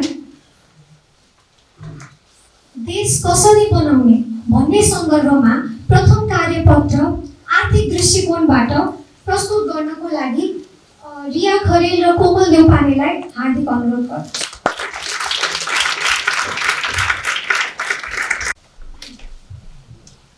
Good morning, everybody. I am Riya Kharel. And I'm Komal Deupane. So today we will be presenting on the economic model, a concept on how we can develop a modality for the development of Nepal. As we all know, economic factor of a country is very important for its development as it consists of money. Money is important for us in each and every part as it falls under developing every single sector else. So when we develop the economy, it facilitates the legal sector. When we develop the economy, it facilitates the social sector. When we facilitate the economy, it facilitates the political sector. All of them, in the end, will talk about how it will help to prosper the economy for the welfare and happiness of people. So when we talk about the economic model, we will be talking about what infrastructures will we need to develop. We will talk about production. How will we produce things? What will we produce? Why are we producing them? Why are they important for our economy? We will talk about employment generation. How should people be engaged? How should they think about productivity? How do we get every single citizen engaged towards the economy of the country, towards the welfare of self and welfare of the state? We will talk about the taxation model. We will be discussing the monetary policy and the fiscal policy. We will also talk about how much should the government interfere. Should they interfere too much? How well should the government be known about the businesses and entrepreneurship? Should they be encouraging it? Should they deplete some productivity? Similarly, we will also go into the liberalization of development of our economy. So, talking about why we need this economic model helps us set priorities and set goals so that we can see 10 years down the line, we can achieve this. Like, we could say about 17% of Nepal's population today is below the absolute poverty line. We could say in 10 years down the line, we will get all those 17% of the population above the absolute poverty line. So, for our economic model, we will set our goals regarding, firstly, we will set our goals regarding improvement of our scores in poverty index, improvement of our scores in human development index, which includes a lot of broad spectrum of ideas in case of economic development and in case of happiness of the people. And we will also see how we can learn from our neighboring countries to economic, prospective economic superpowers, and what models we can adopt from them to develop our nation economically 10 years down the line, 20 years down the line. We will also see how individual mindset, also how we can plant seeds in individual mindsets to be productive, and how that can affect the economy in the long run. We'll also talk about how we will make our economy sustainable and we will draw a line and balance the environmental aspect as well as the aspects of economic development, because we cannot foresee the environmental aspect, because we need to balance it. We are just here for around 100 years, but the environment has been there for billions of years, and it will remain for billions of years. So if we don't balance that aspect, then we are missing out on the larger point of economic development. So talking about statistics, this is the real-time GDP growth that was followed by this is not the real-time.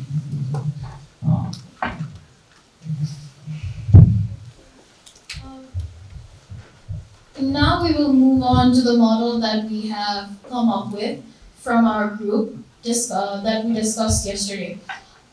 So our economic model will be focusing on agriculture and how it connects to each and every other sector of our economy. So agriculture will be our main focus throughout the presentation, and education will also be extremely important on what our economic model plans to do and what it will entail.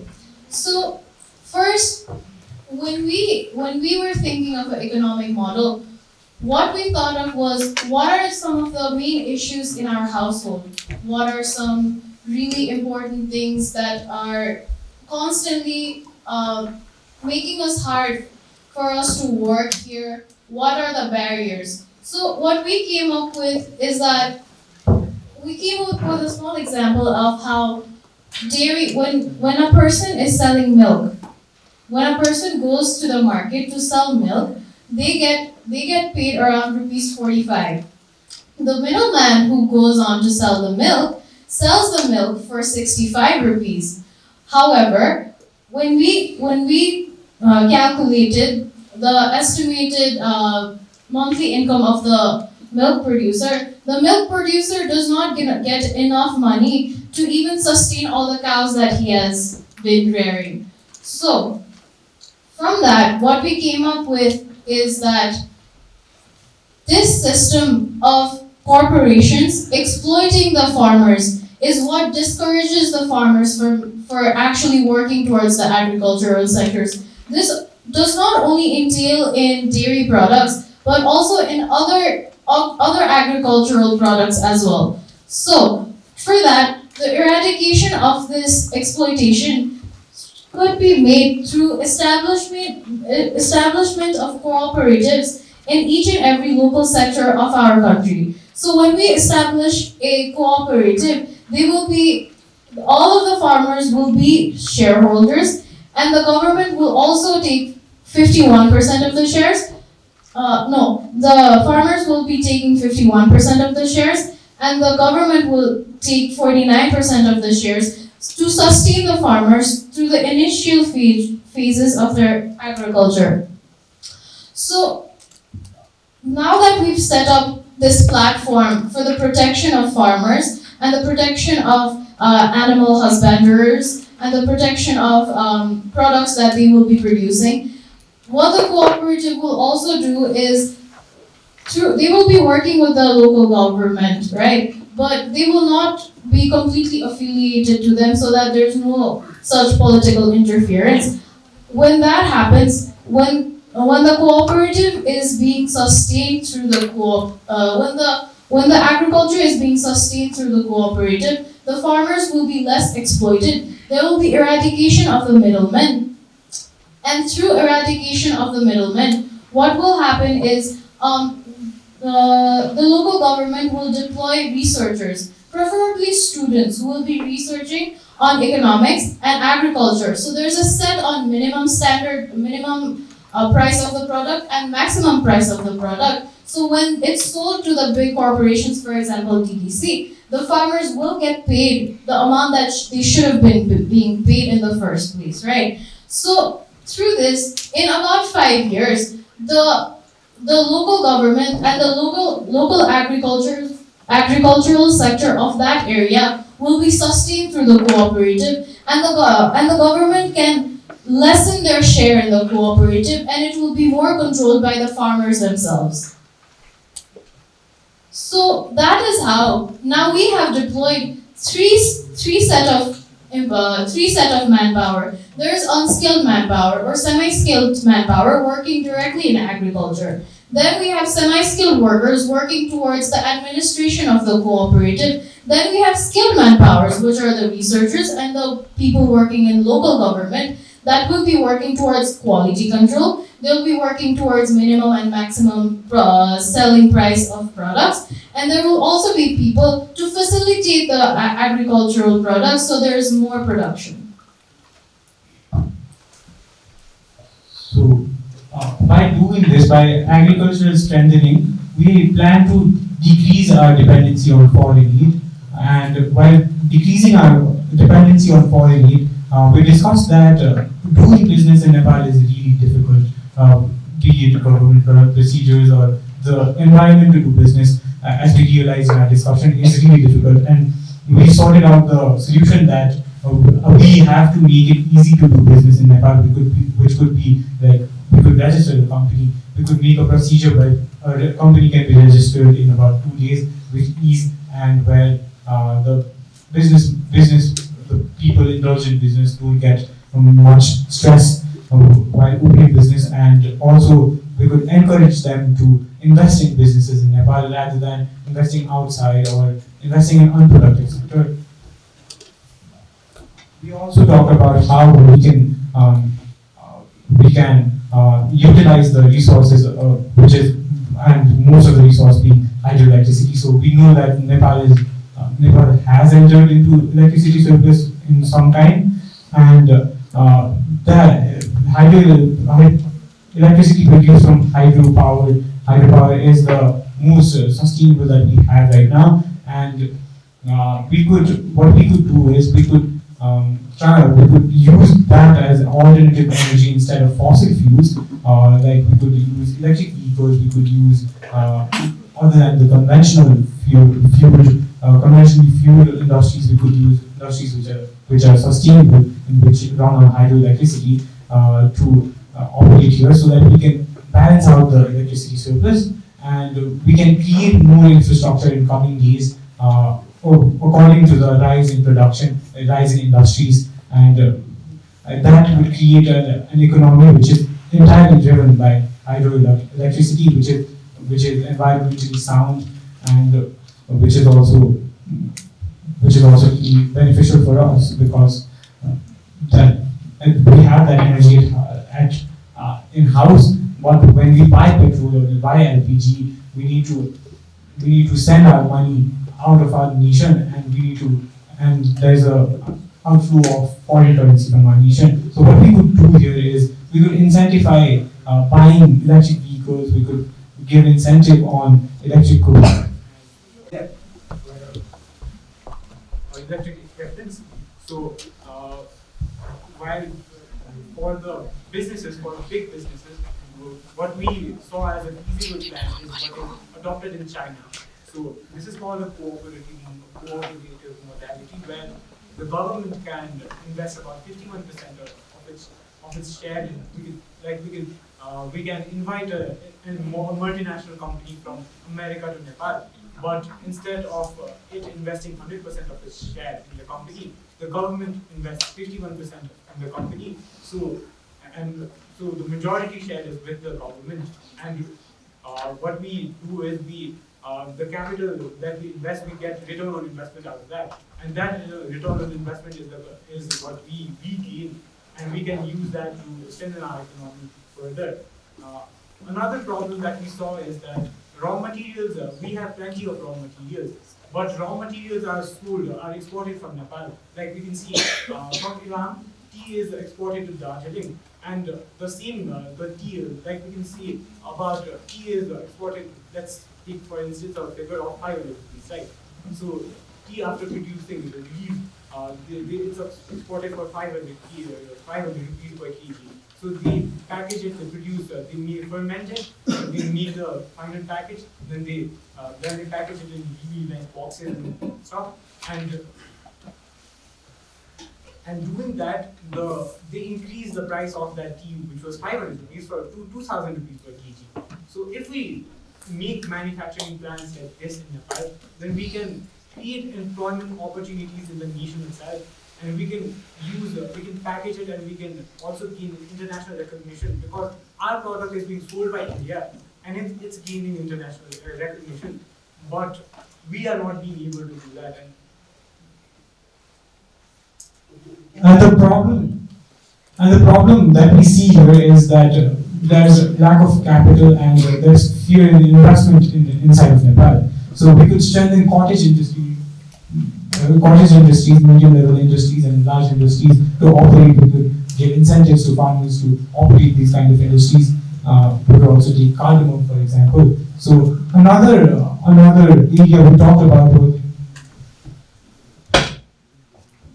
was in tourism. So we can strengthen the tourism industry by creating an environment where the internal tourists like us can visit inside Nepal. So we can be given some incentive to visit the tourist attractions inside the country, and mechanisms could be made where we can spend more in the rural areas that we go, and we can strengthen the economy there. We could and infrastructure.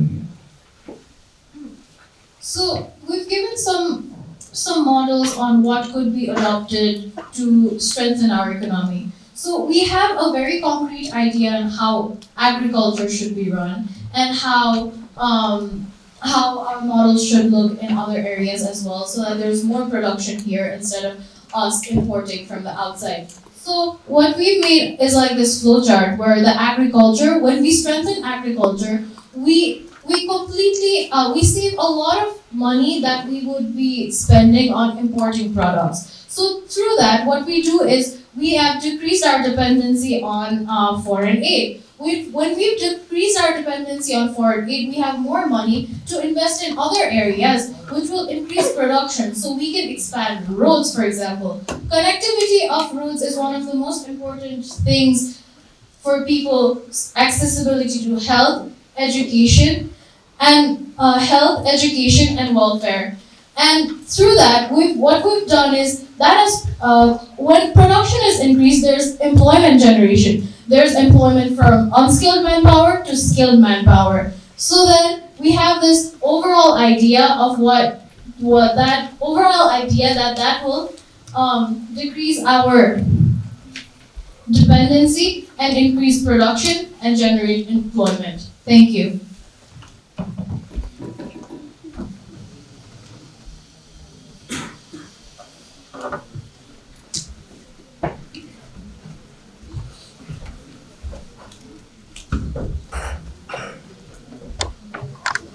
कोमललाई अब दोस्रो कार्यपत्र सामाजिक दृष्टिकोणबाट प्रस्तुत गर्नलाई म प्रस्तुतकर्ता सृष्टि सिंह र ओजस्वी चन्दलाई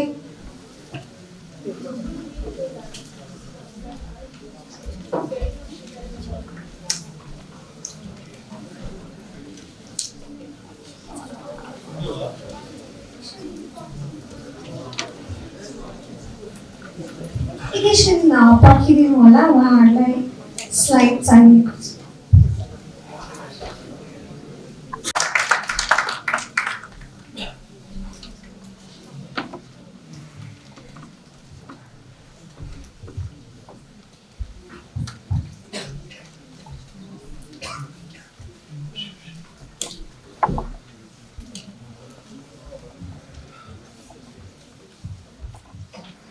So good morning everyone, I'm Abhinav Singh Thapa and I have my friend. Namaskar everyone, my name is Diksha Bandari. So we're going to talk about the legal perspective in how to build Nepal. अब नेपाल बनाउने कुरामा अब हामीले गर्ने कुरा चाहिँ खासमा यो प्रेजेन्टेसन चाहिँ लास्टमा हुनुपर्ने थियो अनि यसको मेन हाम्रो सोच चाहिँ सिन्स इकोनोमिक सोशल अनि त्यो पोलिटिकल टपिक्सहरु आइसकेको थियो हाम्रो काम चाहिँ सबैले एउटा लिगल पर्सपेक्टिभबाट हेर्ने सबै उनीहरूको प्रब्लम्स उनीहरूको सल्युसन्सलाई लिगल अवधारणाबाट प्रेजेन्ट गरेर कसरी एज ल स्टुडेन्ट्स ओर एज लिगल इन्स्टिट्युसन्सहरूले कसरी त्यसलाई रेमेडी गर्न सकिन्छ बिकज लास्टमा आएर इम्प्लिमेन्ट गर्ने कि त एक्सनमा आउने भनेकै लज ओर एक्सन पोलिसिज हुन्छ अनि त्यही अन्तर्गत चाहिँ हामीले यसलाई 4 पाटामा डिभाइड गरेका थियौँ अनि त्यो चाहिँ डिक्सनरी बुझाउँछ हामीले यो कन्टेन्टलाई 4 भागमा डिभाइड गरेको थियौँ and that is governance, social justice, layman's perspective र crisis control. यसमा चाहिँ हामीले कसरी डिस्कस गरेको थियौँ भन्दाखेरि लिगल एस्पेक्टमा ग्रुप डिभाइड गरेर we talked about that problem अनि त्यसको बारेमा solution that we gonna talk in the next slide.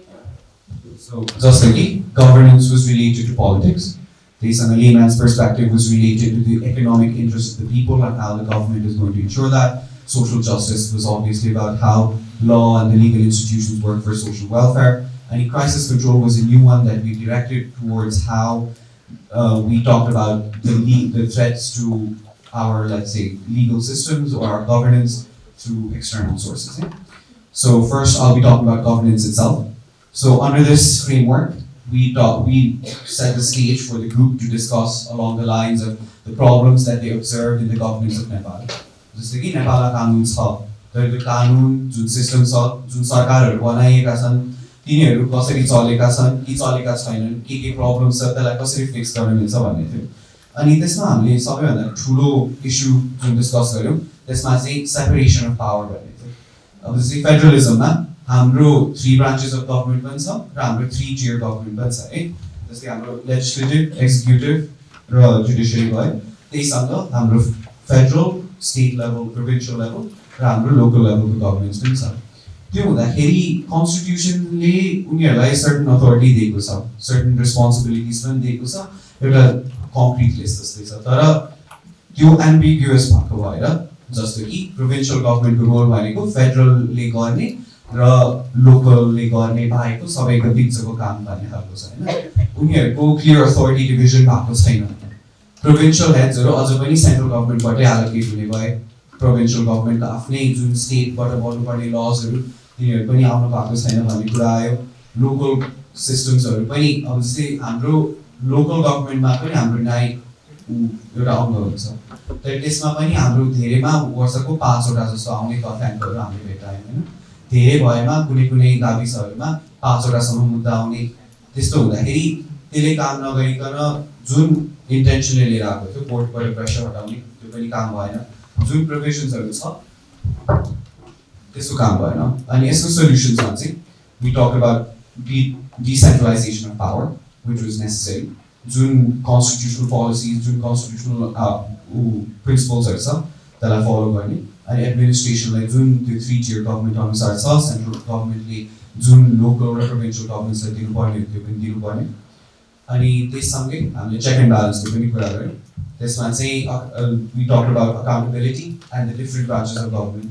अब तिनीहरूको सबैको डिफ्रेन्ट रोल छ तर त्यसमा पनि हामीले के देख्न सक्छौँ जुडिसियरी छ जुडिसियरी डिरेक्टली एक्जिक्युटिभलाई इन्फ्लुएन्स गरेर आएको हुन्छ एक्जिक्युटिभ छ जस्तै कि हाम्रो जुडिसियल अपोइन्टमेन्टको कुरा गर्नु पर्दाखेरि छोटोमा मोस्टली पोलिटिकल थ्रु नै हुने हो न्यायपालिका त्योबाट छुट्टिन नपाउँदाखेरि जुन चाहिँ जुडिसियरीमा एक्जिक्युटिभ र लेजिस्लेटिभको थ्रेट हुन्छ त्यसले जजमेन्ट्सलाई कसरी इफेक्ट गरिरहेको छ जस्तो कि कुनै पनि जजले कुनै हाई प्रोफाइल पोलिटिकल केस भयो भने उसलाई पार्लियामेन्ट कि त एक्जिक्युटिभबाट जुन प्रेसर पर्छ उसको फ्युचर प्रमोसन होस् उसको अहिलेकै एक्जिस्टिङ पोजिसनको अथोरिटी होस् त्यसलाई चाहिँ कसरी हाम्रो लिगल इन्स्टिट्युसन्सहरूलाई प्रपर चेक्स एन्ड ब्यालेन्सेस नभएको भएर अन्डरमाइन गरिरहेको छ भन्ने पनि त्यो पछि चाहिँ हामीले पोलिटिकल इन्स्टिट्युसन्सको कुरा गऱ्यौँ अनि त्यसमा चाहिँ वी टक अबाउट जस्तो कि लेजिस्लेटिभमा पनि हाम्रो लजहरू जुन बनेका छन् उनीहरू पनि हाइली पोलिटिकल आइडियोलोजिजहरू अनुसार छुट्टिँदै गइरहेको भन्ने हुन्छ होइन लेजिस्लेटिभमा मोस्टली इलेक्टेड अफिसियल्स आउँदाखेरि सर्टन पार्टी आइडियोलोजी बोकेर आउँछन् पिपलकै भुलबाट आउँछन् तर त्यसैसँग उनीहरूको लिगल एक्सपर्टिज नभएको कारण पनि कतिवटा लजहरू भन्दाखेरि मान्छेको उनीहरूकै पोलिटिकल आइडियोलोजी वा एक्सटर्नल फोर्सको कारण यो सबै इन्टरट्वाइन हुने भएको भएर चाहिँ we discussed that there should be a greater influence of experts and scholars in the commentary of law. जुन चाहिँ हामीले लजहरू बनाउँछौँ त्यो बनाएपछि त्यसमा तिनीहरू कसरी एक्जिक्युट भइरहेको छ उनीहरूको इन्टेन्डेड इफेक्ट अचिभ भइरहेको छ कि छैन पनि हेर्नुपर्ने भन्ने कुरा आएको थियो there should be a limit on the total number of prime ministerial terms पनि भनेका थियौँ किन भन्दाखेरि एउटै पावर हकिङ जुन डेमोक्रेटिक इन्स्टिट्युसन्समा हुन नपर्ने त्यो पनि थियो अनि लास्टमा हामीले चाहिँ political influences in different branches of government bureaucracy त्यहाँनिर पनि कुरा गरेका थियौँ next Dixon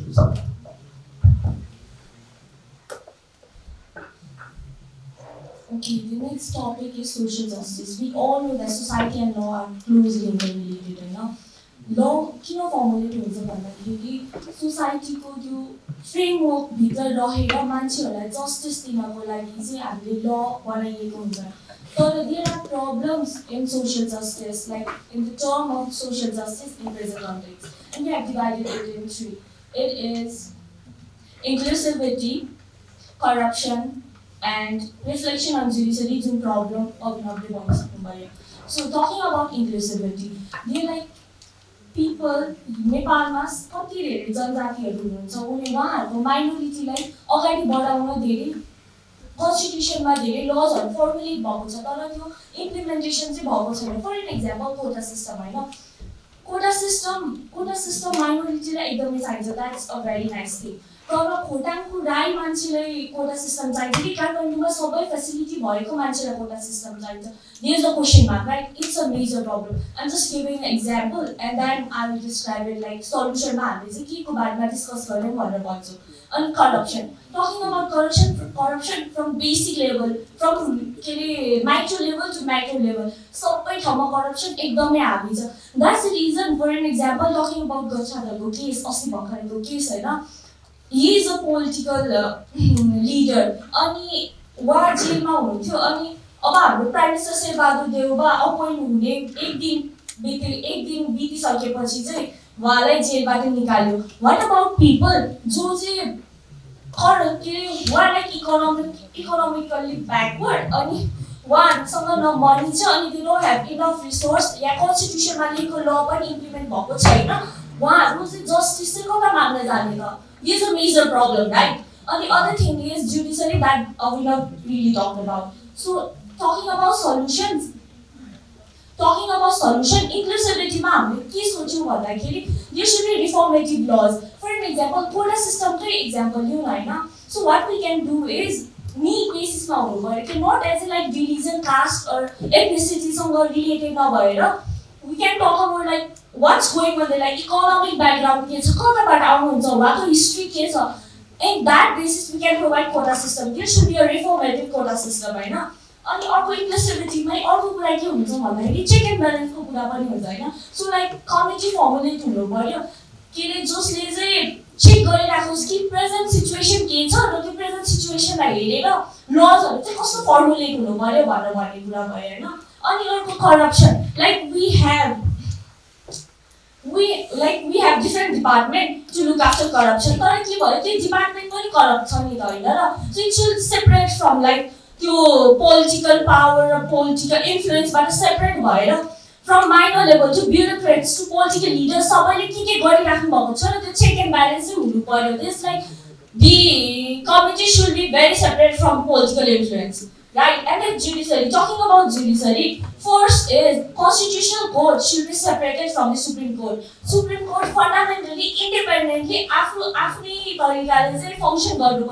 Now, like political leaders judges should not be appointed, or if they are from like political backgrounds, right? And the other thing is, any interrogation committee form like. An independent committee, so they say like they will poke on what's going on with judges, what's going on with their duties, what are they doing right now. So they should know about what's going on in the judiciary system of our nation. So now I'll be talking about the layman's perspective of law and how the legal system is is in many regards detached from the everyday lives and how that is affecting development as a whole. So basically, Nepal does have a constitution, it does have laws, but there seems to be a great divide between the people's understanding of law, the legal institutions, the government, and how it functions or its operations are, and their total social reality. This is the key. There are many people who come from backgrounds who are uneducated, and they can't be told to know of their own rights. Obviously, rights, they go money. There is no provision. Now, just an example, right to employment that's legally guaranteed by the state. But where do you go and ask for it? It's a very big divide that is related to this sense of legal ambiguity that exists between the people and their understanding of law. So, the law is created in order to identify the social problems and issues. Minorities often feel left out. Just like he said, the same mountain regions, there are still communities who have their own cultural or legal systems that have been carried throughout the centuries.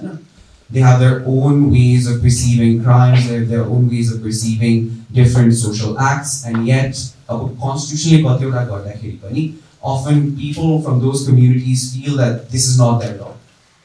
Centuries देखि एउटा कुरा मानेर आएको छ काठमाडौँले एउटा बनायो त्यो हामीले मान्ने कुरा हैन त्यो त शहरको त्यो काठमाडौँको त्यो उनीहरुको कानुन भयो संविधान सबैको लागि लेखेको पनि there is this sense of divide between how the minorities, how the people who have always been segregated or separated from political authority have perceived this law. Ani त्यससँगै we talk about the Part 4 directive principles are not specific. Policies and obligations of the state. Just like this man says, there is a motive of government to fulfill that. But Article 15 says that questions should not be raised to court. They said, I'll give you that employment book example. Adding on to that, the constitution एकदमै vague छ. So common people ले पनि त्यसलाई बुझ्न एकदमै गाह्रो हुन्छ. I think अघिल्लोले भने जस्तै लाइक आर्टिकल 15 डिरेक्टिभ प्रिन्सिपल्स छ हैन, उसले भन्छ कि क्वेसन नगर ललाई भनेर. सो यदि right to employment any rights we go and ask to court, what if they say like यो त डिरेक्टिभ प्रिन्सिपलमा छ अनि यु कान्ट आस्क दैट.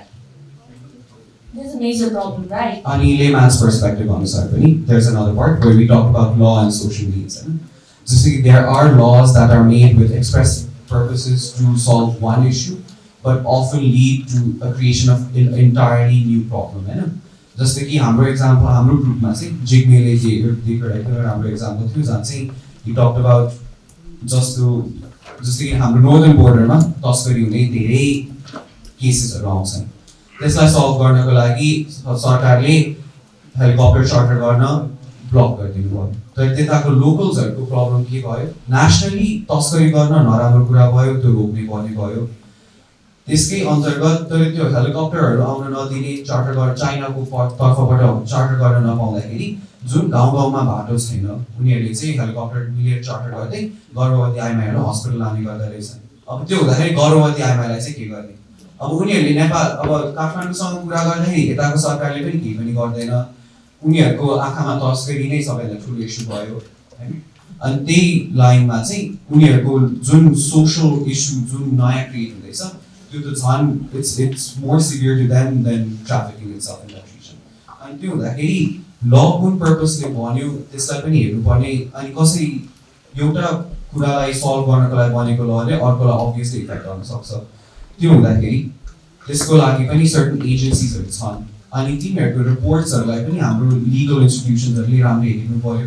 प्रेसिडेन्समा मात्र नभइकन सोशल रियालिटीलाई अन्डरस्ट्यान्ड गरिकन ल गर्नु पर्यो पहिला. अनि त्यससँगै सोशल रियालिटीलाई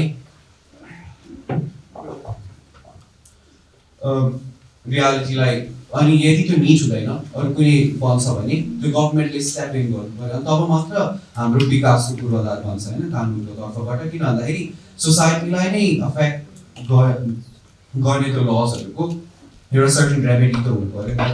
अनि त्यससँगै एउटा अर्को कुरा पनि कस्तो थियो भन्दाखेरि people are not aware of the laws हैन.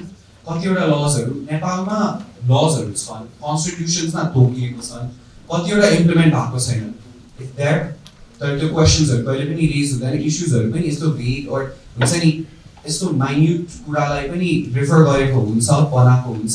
तर त्यो कुरा न त कोर्टमा आउँछ न त त्यो पब्लिकली डिस्कस हुन्छ. अनि त्यो हुँदाखेरि त्यो लको कुनै पोइन्ट पनि हुँदैन. कन्स्टिट्युसनमा थन्केर मात्र बसेर डेली लाइफमा इम्प्लिमेन्ट नहुने, there is no point to it right. अनि त्यो हुँदाखेरि चाहिँ जुन अन्डरस्ट्यान्डिङ अफ ल छ त्यसलाई चाहिँ अझ ब्रड बनाउने, अझ पब्लिक इन्ट्रेस्टलाई सर्भ गर्ने गरी बनाउनु पर्ने गर्दै थियो. And so some of the solutions that we discussed were under the understanding of law.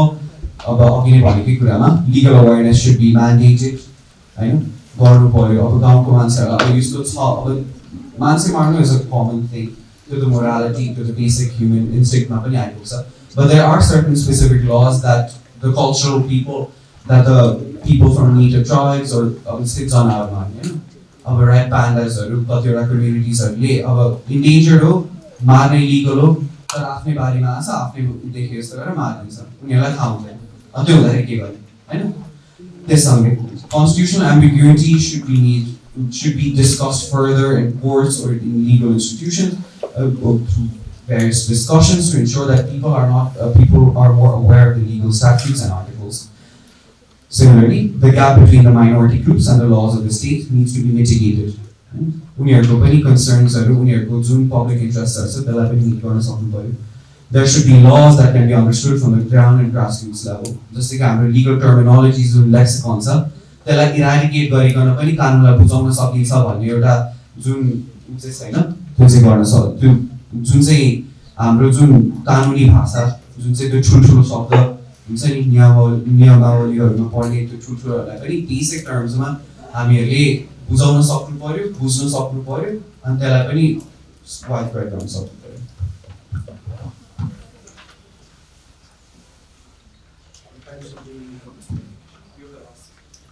Okay, now talking about crisis control, हामीले स्पेसिफिकली यसमा के को बारेमा कुरा गर्छौँ भन्दा फरेन इन्भेजनको बारेमा कुरा गर्छौँ होइन। सो वी नो द्याट हाम्रो नेपालमा धेरै नै हस्तक्षेप हुन्छ विदेशी लाइक फरेनर्सहरूको या फरेन एक्सपर्ट्सहरूको, पोलिटिसियन्सहरूको, अनि जसले गर्दा के भइरहेको छ भन्दाखेरि पिपलको सोभरेन्टीमा नै असर परिरहेको छ। लाइक वी ल बनाउने बेलामा we invite legal experts from foreign land, right? अनि जसले गर्दा चाहिँ 7 भनेको जस्तै ल त आफ्नो सोसाइटीमा कस्तो ल छ त्यही हेरेर नै कस्तो कस्टम छ, कस्तो कल्चरहरू छ, कस्तो ट्रेडिसन फलो भइरहेको छ त्यही हेरेर नै ल बनाइन्छ नि त होइन। लाइक अरू foreign expert they come from the different place, we can't make law of like different nation and implement it in our nation नि त। So we need to be it's a very problematic thing जसले गर्दा native पिपलको voice पनि सुनिएको छैन। So what can be done like as a solution for this? एउटा political transparency हुन पर्यो। यदि if like for an example कुनै फरेन एक्सपर्ट्सहरू नेपालमा आउनु भएको छ भने what were they discussing about? Maybe सबै कुरा भन्न नसकेला तर this should be points like a transparency should be build up. MCC को कुरामा नै हेरौँ न कति विवाद पर्यो यसको बारेमा। So there should be it was because of lack of transparency, right? So what we can do is there should be a political transparency.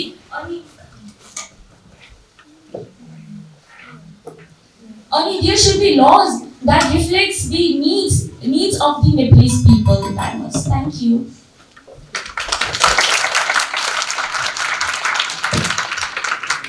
So since the projector so long up, the two other groups said that let's have a bit of an open floor before that.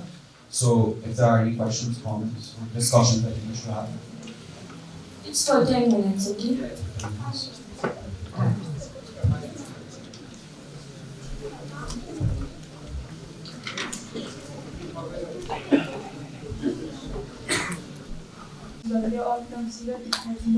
करप्सनको सल्युसनको कुरामा चाहिँ यो corruption controlling checking कमिटीहरू जुन हुन्छ त्यो चाहिँ political इन्फ्लुएन्समा हुनुपर्छ र कुनै पनि किसिमको पोलिटिक्स इन्भल्भ नभएको हुनुपर्छ भन्नुभयो, राइट? बट जब त्यो कमिटीहरूको अफिसर इम्प्लोइजहरू नै पोलिटिकल अथोरिटीद्वारा नियुक्ति गरिने गरिन्छ, how is it possible politics नै इन्भल्भ नहुनु? इफ पोलिटिकल अथोरिटीहरूले त्यो कमिटीमा इम्प्लोयर्सहरू अथवा अफिसर्सहरूलाई नियुक्ति नगर्ने हो भने यो कमिटीहरू चाहिँ फर्म कसरी गर्ने भन्ने चाहिँ मेरो सानो थ्याङ्क यू।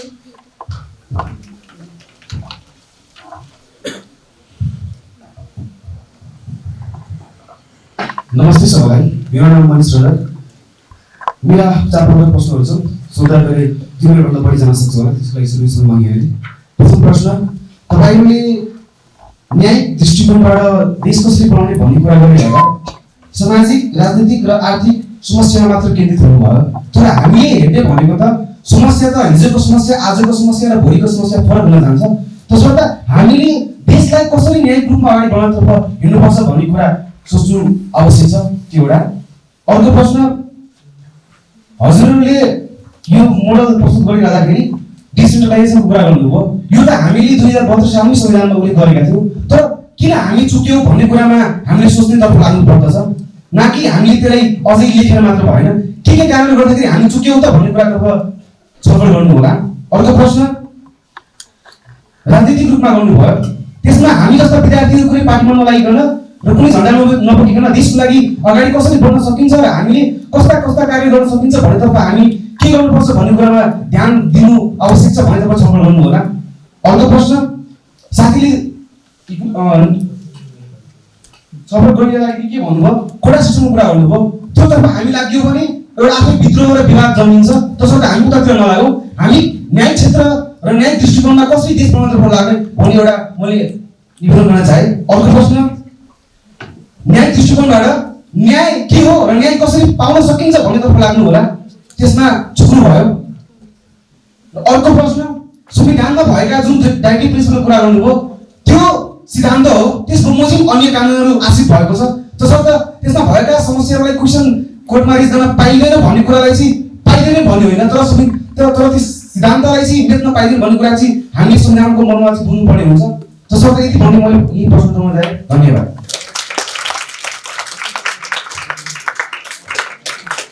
हामी करिब 6-7 घन्टे बसेर हामीले डिस्कस गरेको थियो। हामीले त्यो जुन फ्रेमवर्क बनाएको थियो नि सुरुको इनिसियल 4वटा पार्टमा हामीले डिभाइड गरेको थियो नि त्यसको अनुसार चाहिँ उनीहरूलाई कुन कुन रेलेभेन्ट इस्युजहरू लाग्यो त्यही अनुसारको कुरा गरेको आउँ पहिलो कुरा थियो। अब जस्तै कि कोटा सिस्टम पनि त्यही अन्तर्गत इन्क्लुसिभिटी भित्र गभर्मेन्टले लिगली म्यान्डेट गरेको अफर्मेटिभ एक्सन होस् कि त रिजर्भ सिट्स होस् त्यही अन्तर्गत आएको डिस्कसन्सहरूको हामीले चाहिँ त्यसलाई हजुर अगाडि राखेको होइन। फाइनल रेजोल्युसन यो एउटा मोडलमा चाहिँ कसरी राख्नु भयो कसरी प्रेजेन्ट गरेको छ भन्दाखेरि हामीले लिगल एज इन ल इन डेभलपमेन्ट भनेर देशको विकास हुनुपर्छ भनेर कानुन बनिँदैन होइन। ललाई कसरी यो जुन अरू 3टा फिल्ड्सहरू छन् तिनीहरूसँगै कोरिलेट गरेर तिनीहरूलाई अझ स्ट्रेन्थन गरी लिगली कसरी इम्प्लिमेन्ट गर्न सकिन्छ भन्ने पर्सपेक्टिभबाट हो। त्यसैले ल मात्रै आउनुपर्छ भन्ने छैन भन्ने चाहिँ एउटा हो। जस्तै कि हाम्रो करप्सनको लागि पनि 2059 को एक्ट छ अनि त्यस्तो त्यस अन्तर्गत पनि लजहरू लेखेका छन् तर हामीले भन्न खोजेको कुरा चाहिँ इम्प्लिमेन्टेसन्सहरू पुगेन। अब जस्तै हामीले भन्यो नि सुरुमै संविधानमा तोकेर मात्र भएन त्यो संविधानमा छ भने त्यो एक्चुअली इम्प्लिमेन्ट हुनु पर्यो नत्र भए त्यो किताबमा मात्र थन्किने भयो। यदि त्यही कुराबाट अरू कसैको हित हुन्छ भने त्यस अन्तर्गत चाहिँ केही पनि भएन। त्यही अन्तर्गत कतिवटा कानुनहरू जुन इम्प्लिमेन्ट भएको छन् तिनीहरू नराम्रो पनि हुन सक्छन् तिनीहरूको नेगेटिभ इफेक्ट्स पनि हुन सक्छन् अनि त्यही अनुसारको एउटा रिफर्मेटरी अझ प्रोग्रेसिभ हुनको लागि चाहिँ हामीले त्यो पनि सजेस्ट गरेका थियौँ। अनि अझ सुरुको त्यो पोलिटिकल क्वेसनमा भन्नुपर्दाखेरि चाहिँ एउटा अहिलेको ट्रेन्ड जुन छ पोलिटिकली अपोइन्ट हुने त्यो चाहिँ चेन्ज हुनुपर्छ भनेर त्यो चाहिँ हामीले सुरुमा आइडेन्टिफाई गर्दाखेरि मेजर ब्युरोक्रेटिक सिक्युरिटी अनि गभर्मेन्टल इन्स्टिट्युसन्सहरूमा बढी पोलिटिकल इन्टरफेरेन्स भयो भन्ने कुरा हो। जसरी जुडिसियरी इन्डिपेन्डेन्ट हुनुपर्छ र हुन सकेको छैन त्यस अन्तर्गत खालको कन्भर्सेसन्सहरू चाहिँ त्यसरी चाहिँ राख्नु खोजेको। अनि टकिङ अबाउट डाइरेक्टिभ प्रिन्सिपल हामीले केमा एम्फसाइज गर्न खोजेको भन्दा कन्स्टिट्युसन इज बिग होइन। कन्स्टिट्युसन बनाउँदाखेरि अलिकति स्पेसिफिक होस् लेमेनलाई पनि सजिलो होस् जब उनीहरूलाई न्याय चाहिन्छ जब उहाँहरूलाई न्याय चाहिन्छ उहाँहरू यो स्पेसिफिक ठाउँमा जाऊ है यहाँ गएर आफ्नो न्यायको लागि लड है भनेर भन्नेवाला स्पेसिफिक कन्स्टिट्युसनमा तोकिएको हुनु पर्यो भन्ने कुरा मात्र हो। इट्स नट लाइक डाइरेक्टिभ प्रिन्सिपललाई क्वेसन गर्न सकिन के अरे गर्नु हुँदैन भन्ने कुरा होइन कि कन्स्टिट्युसन ब्रेक भयो अलिकति स्पेसिफिक बनाएर मानिसहरूलाई यदि राइट टु इम्प्लिमेन्ट छ भने कता माग्न जाने त त्यो स्पेसिफिक गराउनु पर्यो नि कन्स्टिट्युसनमा भन्न खोजेको मात्र।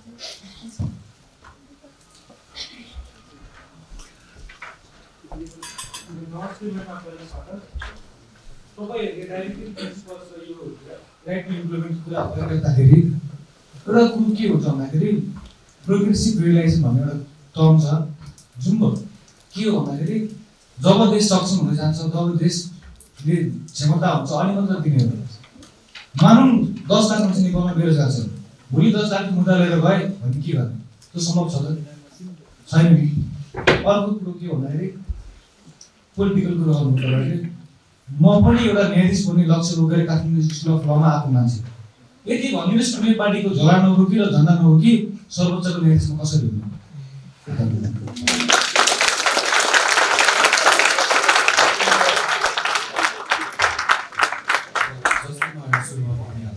त्यो जुन फ्रेमवर्क बनाएको छौँ डिस्कस गर्यो नि हिजो त्यो आइडिया नै कस्तो हो भन्दाखेरि जज बन्नको लागि पार्टीको झन्डा बोक्नु पर्दैन हुन्छ नि बार काउन्सिलमा पुग्नको लागि गर्नु परेन। अब त्यो इन्स्टिट्युसनलाइज छुट्याउने कुरा चाहिँ जस्तै कि हिजो सुबहले एउटा एकदमै राम्रो इक्जाम्पल दिएको थियो तिमी नै भन्छु भने Because answer गर्न मन छ भने तिमीहरूले हात रेज गर्नुहुन्छ.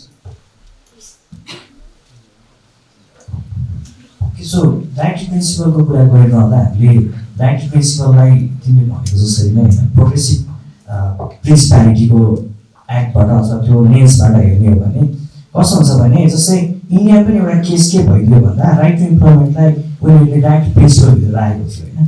त्यो कुरा फन्डामेन्टल राइट्सभित्र पनि थियो. यदि म भोलि पर्सि राइट टु इम्प्लोइमेन्टको कुरा त मेरो फन्डामेन्टल राइटमा पनि राखेको छ नि, त्यो कुरा मैले उठाएर अदालतमा जाँदाखेरि उनले यो कुरा चाहिँ तेरो डाइरेक्टिभ प्रिन्सिपलभित्र बस्छ है, तैँले क्वेसन उठाउन पाउँदैनस् भन्ने खालका इस्युहरू आयो भने के गर्ने त. त्यसको लागि पनि अघि एकजनाले भन्नुभएको थियो पछाडि साथीले तपाईँले सोसल इस्युजमा कुरा गर्नुभयो, इकोनोमिक इस्युजमा कुरा गर्नुभयो, पोलिटिकल इस्युजमा कुरा गर्नुभयो. त्यही भएर हामीले कुरा गरेको. यदि इकोनोमिकली कन्ट्री फिट हुन्थ्यो भने, इकोनोमिकली प्रोग्रेसिभ हुन्थ्यो भने कन्ट्री, त्यो अवस्थामा हामी के गर्न सक्थ्यौँ भन्दा हामी इम्प्लोइमेन्ट त दिन सक्थौँ नि त. डाइरेक्टिभ प्रिन्सिपल जुन सिद्धान्त थियो त्यसलाई हामीले आत्मसात गरेर अगाडि बढ्न सक्थौँ होला नि त. त्यो बाहेक अब अघि नै हामीले करप्सनको कुरा पनि गऱ्यौँ होइन. करप्सनको कुरामा कस्तो छ भने विशेष अदालतबाट जुनसुकै मुद्दा सर्वोच्चमा जान्छ त्यो मुद्दा हेर्नको लागि सर्वोच्चमा के त्यसै खालका विशेष इजलासहरू भनेर तोकिएको छ नि त. जुनसुकै न्यायाधीशहरूले पनि त्यो इस्यु हेर्न सक्नुहुने भयो क्या. त्यो कारणले गर्दाखेरि उहाँसँग त्यो स्पेसिफिक क्वालिफिकेसन छ कि छैन भन्ने कुरामा त क्वेसन रेज हुने भयो नि त. जसरी यो हामीले चाहिँ ब्याङ्किङ सेक्टर अथवा ब्याङ्कसँग रिलेटेड कुराहरू चाहिँ हामी डाइरेक्ट उच्च अदालतबाट नगरेर हेर्छौँ. उहाँको त एउटा क्वालिफिकेसन छ नि त, सर्टेन क्वालिफिकेसन मेन्टेन गरेर उहाँको इजलास छुट्टै राखिएको छ. त्यस्तो इस्युमा चाहिँ हामीले के गर्न सक्छौँ भन्ने खालको कुराहरू पनि हुन्छ. यो बाहेक अब तपाईँले चाहिँ यो क्वालिफिकेसनका कुराहरू म चाहिँ कुनै पनि पार्टीको झन्डा नबोकेर अथवा म बोक्दिनँ भनेर म न्यायाधीश बन्न चाहेँ भने त्यो अवस्थामा के गर्न सकिन्छ, म हुन सक्छु या सक्दिनँ भन्ने खालका कुराहरू गरिरहँदा हामीले अहिले सर्वोच्च यो संविधानमा हेर्ने हो भने जिल्ला न्यायाधीश अथवा जिल्लाको न्यायाधीश हुनको लागि सर्टेन क्वालिफिकेसन तोकेर त्यो हिसाबले तपाईँहरूले इक्जाम पास गरेर जानुहुन्छ भने तपाईँहरू न्यायाधीश बन्न सक्षम हुनुहुन्छ. सर्टेन क्वालिफिकेसन मेन्टेन गरिएको छ है. सो त्यस्तै क्वालिफिकेसनहरू पनि हामीले माथिल्लो तहसम्म राख्यौँ भने क्वालिफिकेसन भएकै आधारमा या यति वर्ष एक्सपिरियन्स गरेकै आधारमा मात्रै किन राख्ने, जो सक्षम छ उसलाई पनि हामी सर्वोच्चसम्म पुग्न सक्छौँ नि त. हामी सर्वोच्चसम्म पुग्न सक्छौँ. त्यस्तै गरी नै अघि नै हामीले संवैधानिक इजलासको कुरा पनि गऱ्यौँ होइन. संवैधानिक इजलासलाई चाहिँ सर्वोच्चबाट छुट्टै राख्नुपर्छ भन्ने खालको कुरा गऱ्यौँ. के संवैधानिक इजलासमा बस्ने न्यायाधीशहरू सबैजनाले कन्स्टिट्युसनल लमा पिएचडी गर्नुभएको छ, उहाँलाई त्योसँग आइडिया छ, प्रिन्सिपालिटीहरू के होला त, के छ त्योसँग रिलेटेड नलेज. उहाँले त्यो संवैधानिक अथवा संविधानमाथि नै प्रश्न उठ्दाखेरि उहाँले त्यो इस्युलाई कसरी एड्रेस गरिराख्नु भएको छ. संवैधानिक इजलासमा 5 देखि 7 जना न्यायाधीश मात्रै किन, त्यो अवधारणा कहाँबाट आयो, के क्वालिफिकेसन हेरेर राखियो. जसरी अब यो कुरा चाहिँ कहाँबाट इन्ट्रोड्युस हुन्छ भने देशको कानुन बनाउने व्यक्तिहरू चाहिँ कुनै पदमा गइरहँदा उहाँको क्वालिफिकेसन के, नेपाली नागरिक हुनु मात्रै क्वालिफिकेसन हो त. So why we are studying law. यदि त्यो ठाउँमा पुग्नलाई क्वालिफिकेसन नेपाली नागरिक मात्रै हुनु थियो भने वाइ वी आर स्टडिङ ल. त्यो कुरा पनि त हामीले एड्रेस गर्नु पर्यो. हामीले एउटा मात्रै पछि एउटा लेन्सले एक ठाउँमा मात्रै हेर्न त्यो लेन्सले अर्को ठाउँलाई कसरी इफेक्ट गरिरहेको छ त्यो कुरा पनि हेर्दा अझै बेटर हुन्छ जस्तो चाहिँ मलाई लाग्छ. Thank you.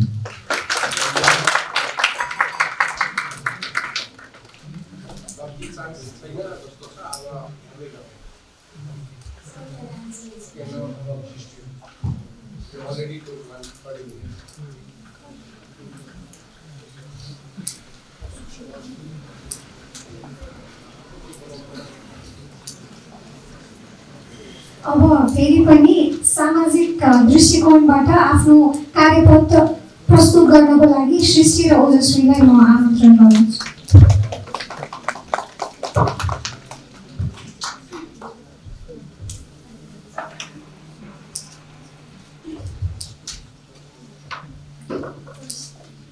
Good morning, everyone. So, Shrishti and I will be discussing on the sociological aspect of developing a nation.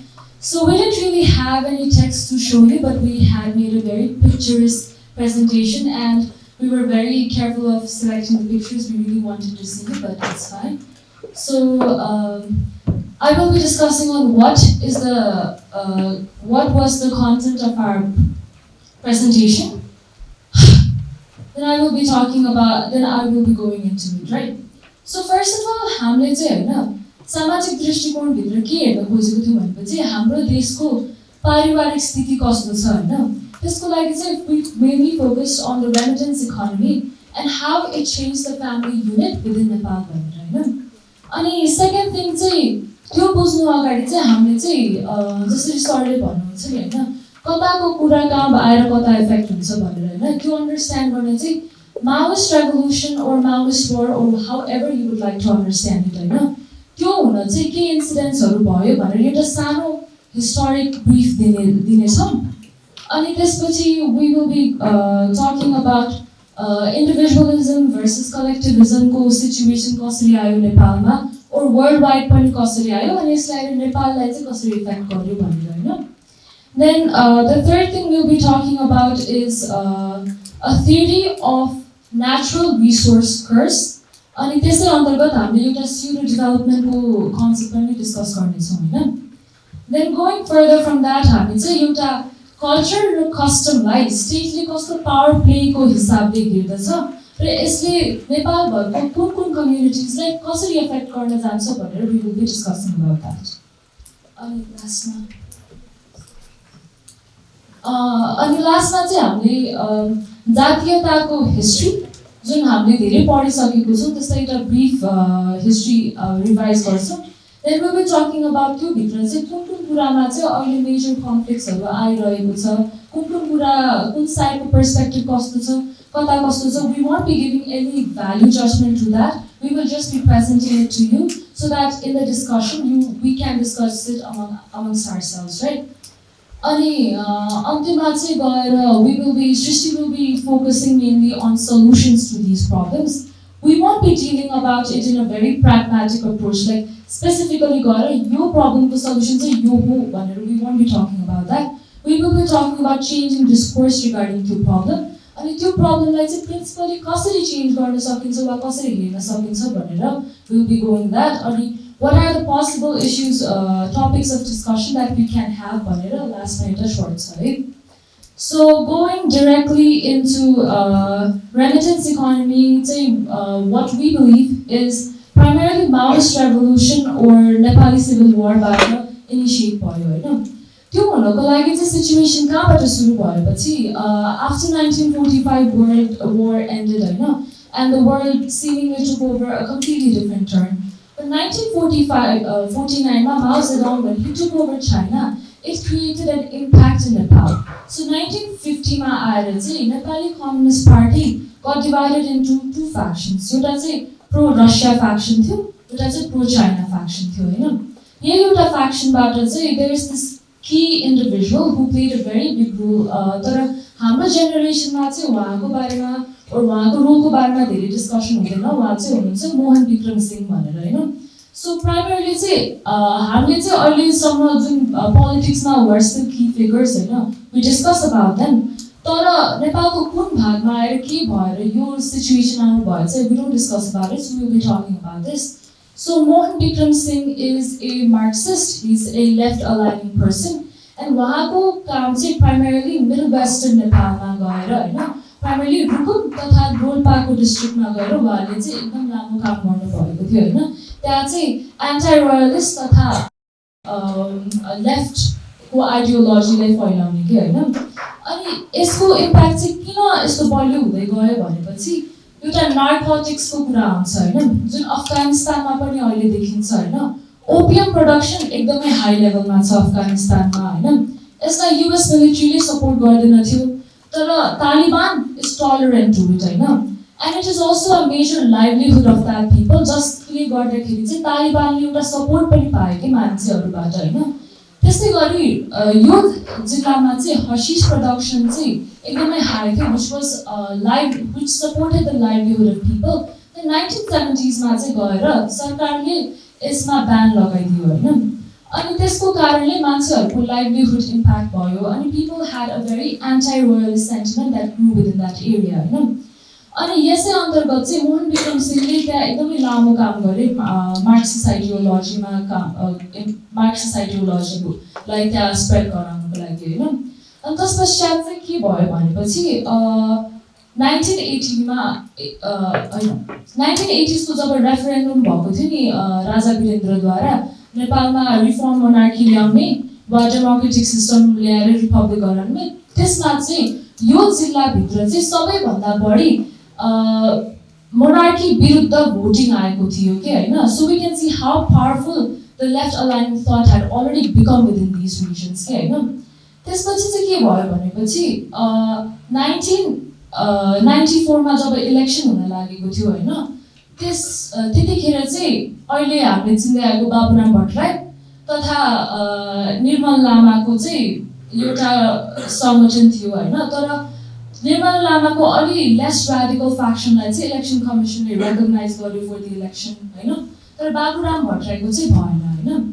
त्यस कारणले चाहिँ पछि गएर let me check the date होइन, 1996मा प्रचण्ड वा पुष्पकमल दाहाल र बाबुराम भट्टराईको सङ्गठनले चाहिँ शेरबहादुर देउवाको गभर्मेन्टलाई एउटा 40 पोइन्ट को डिमान्ड माग्यो होइन, जस अन्तर्गत हेबियस पर्पस फर प्रिजनर्स ओर बलि प्रत्यक्षीकरणको डिमान्ड थियो, मार्टिरडमको डिमान्ड थियो, धेरै डिमान्ड थियो। तर त्यो टाइम लिमिटभित्र चाहिँ गर्न सकिने खालको प्र्याक्टिकल डिमान्ड्स थिएन र डेडलाइन आउनुभन्दा अगाडि नै उहाँहरूले चाहिँ माओइस्ट रेभोल्युसन भनेर लन्च गर्नुभयो होइन। अब यसमा धेरै कुरा छ कि एन्टी रोयलिस्ट सेन्टिमेन्ट पनि रिजनेबल हो, बिकज पिपलको conflicting views had reason behind it होइन। Some might argue that maybe key political players-हरुको सेन्टरमा जाने इच्छाले गरेको हो, त्यो आफ्नो ठाउँमा छ। तर नेपाली सोसाइटीमा त्यो सिभिल वार भयो, जसले गर्दाखेरि चाहिँ 1 लाख मान्छेहरू डिस्प्लेस हुन आए, धेरै मान्छेहरू मर्नु भयो होइन।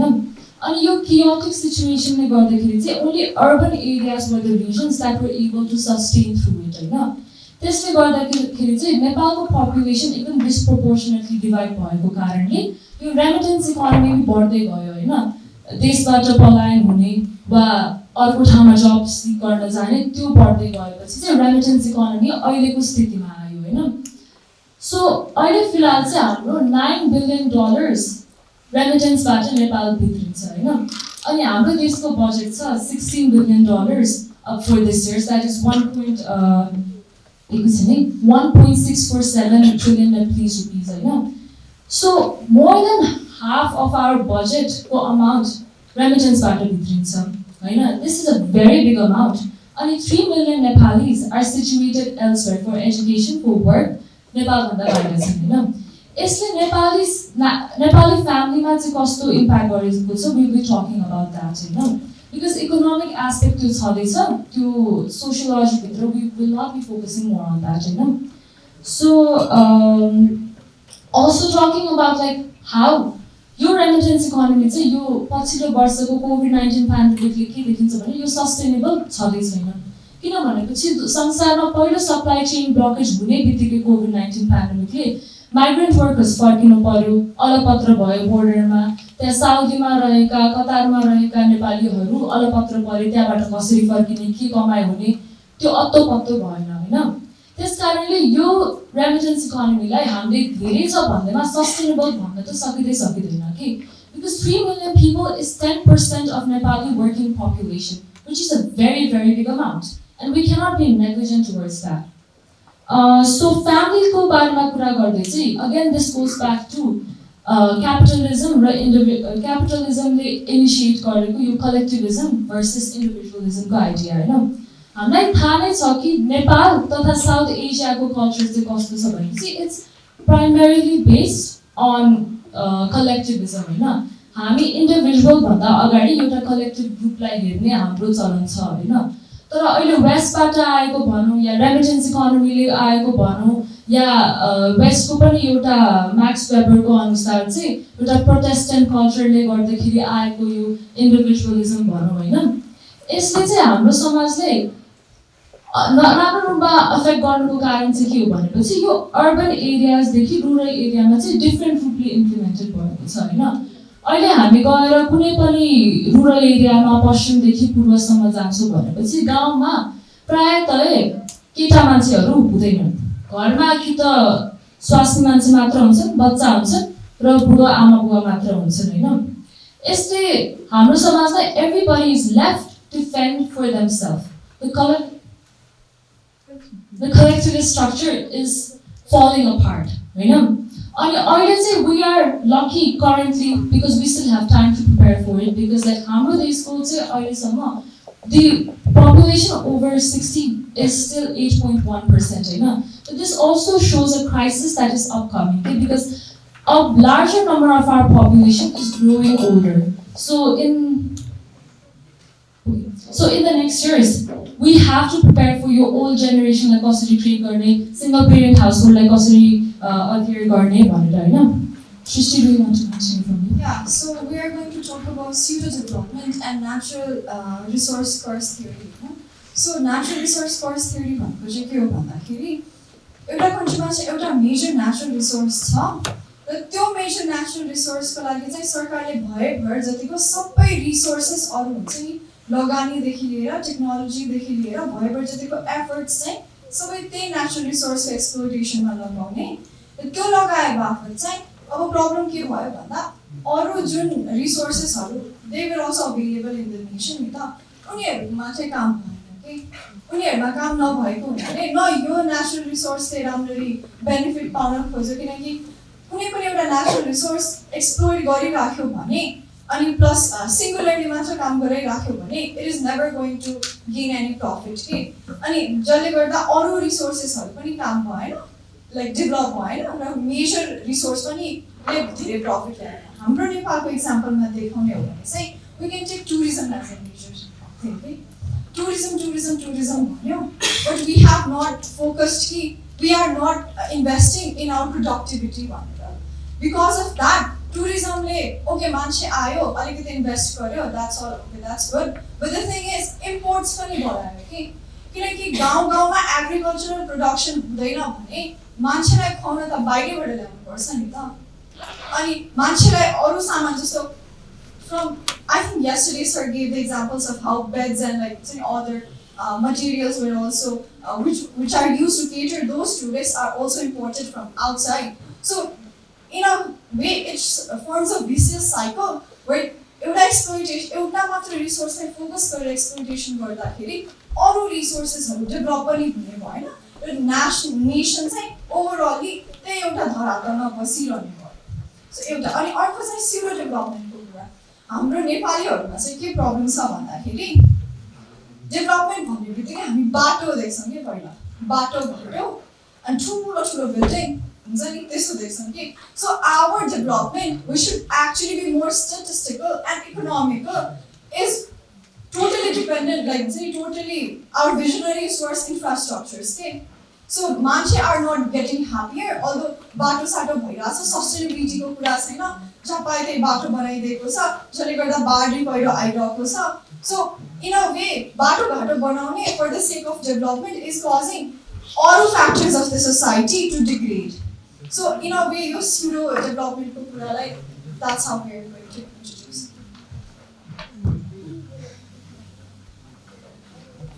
So we're going to be talking about the problem of power play within customs.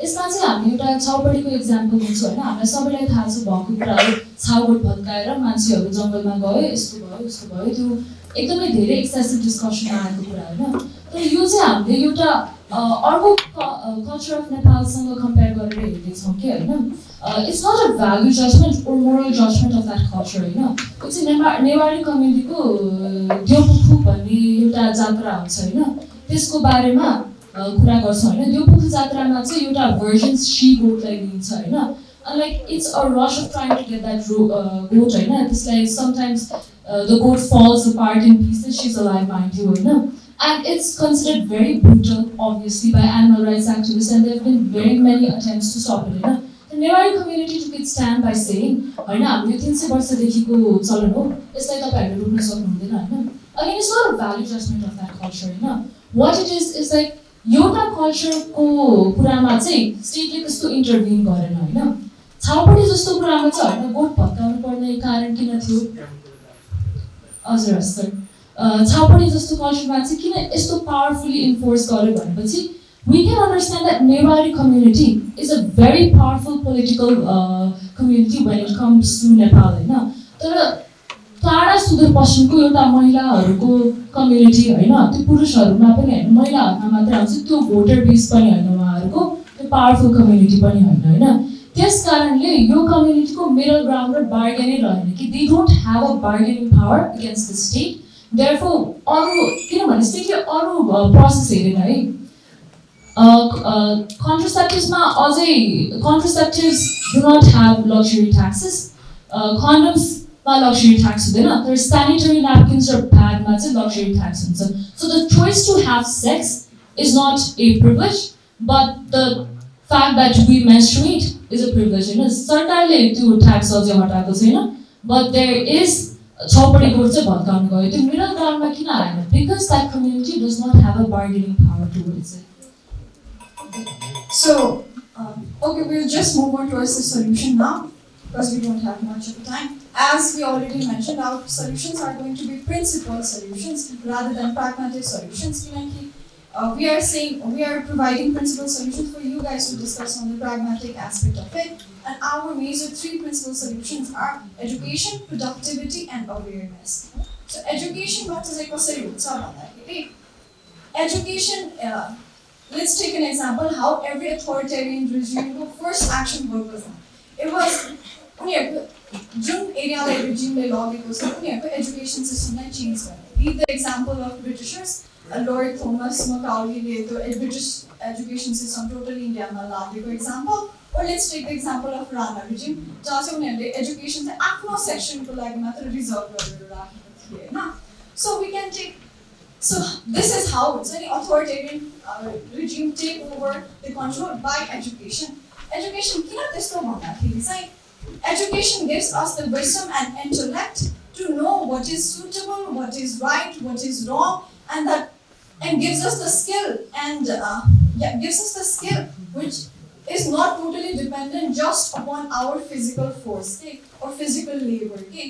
So यसरी चाहिँ के हुन्छ भन्दाखेरि एजुकेसनले चाहिँ इन्टेलेक्ट दिन्छ नि त राइट रङ के हो भनेर अनि एजुकेटेड पर्सन अब सोशल चेन्ज त धेरै सिस्टमेटिक प्रोसेस हो एभोल्युसनरी प्रोसेस हो धेरै केही नगर्न सके पनि एजुकेटेड पर्सनले चाहिँ के गर्न सक्छ भन्दाखेरि reduce the immediate consequences of the problem example chhaupadi प्रथामा सफर गरिरहेको छौपडी गोठमा बसिरहनु परेको एउटा केटी चाहिँ even if she is educated, yeah, she may not be able to change the outlook of her family towards Chhaupadi and her society towards Chhaupadi. But at least what she can do is change the living standard of the Chhau boat so that she does not have to suffer the health consequences. That is the result of it. Okay, so in a way, it is like direct solutions of thoughts. Okay, from individual approach.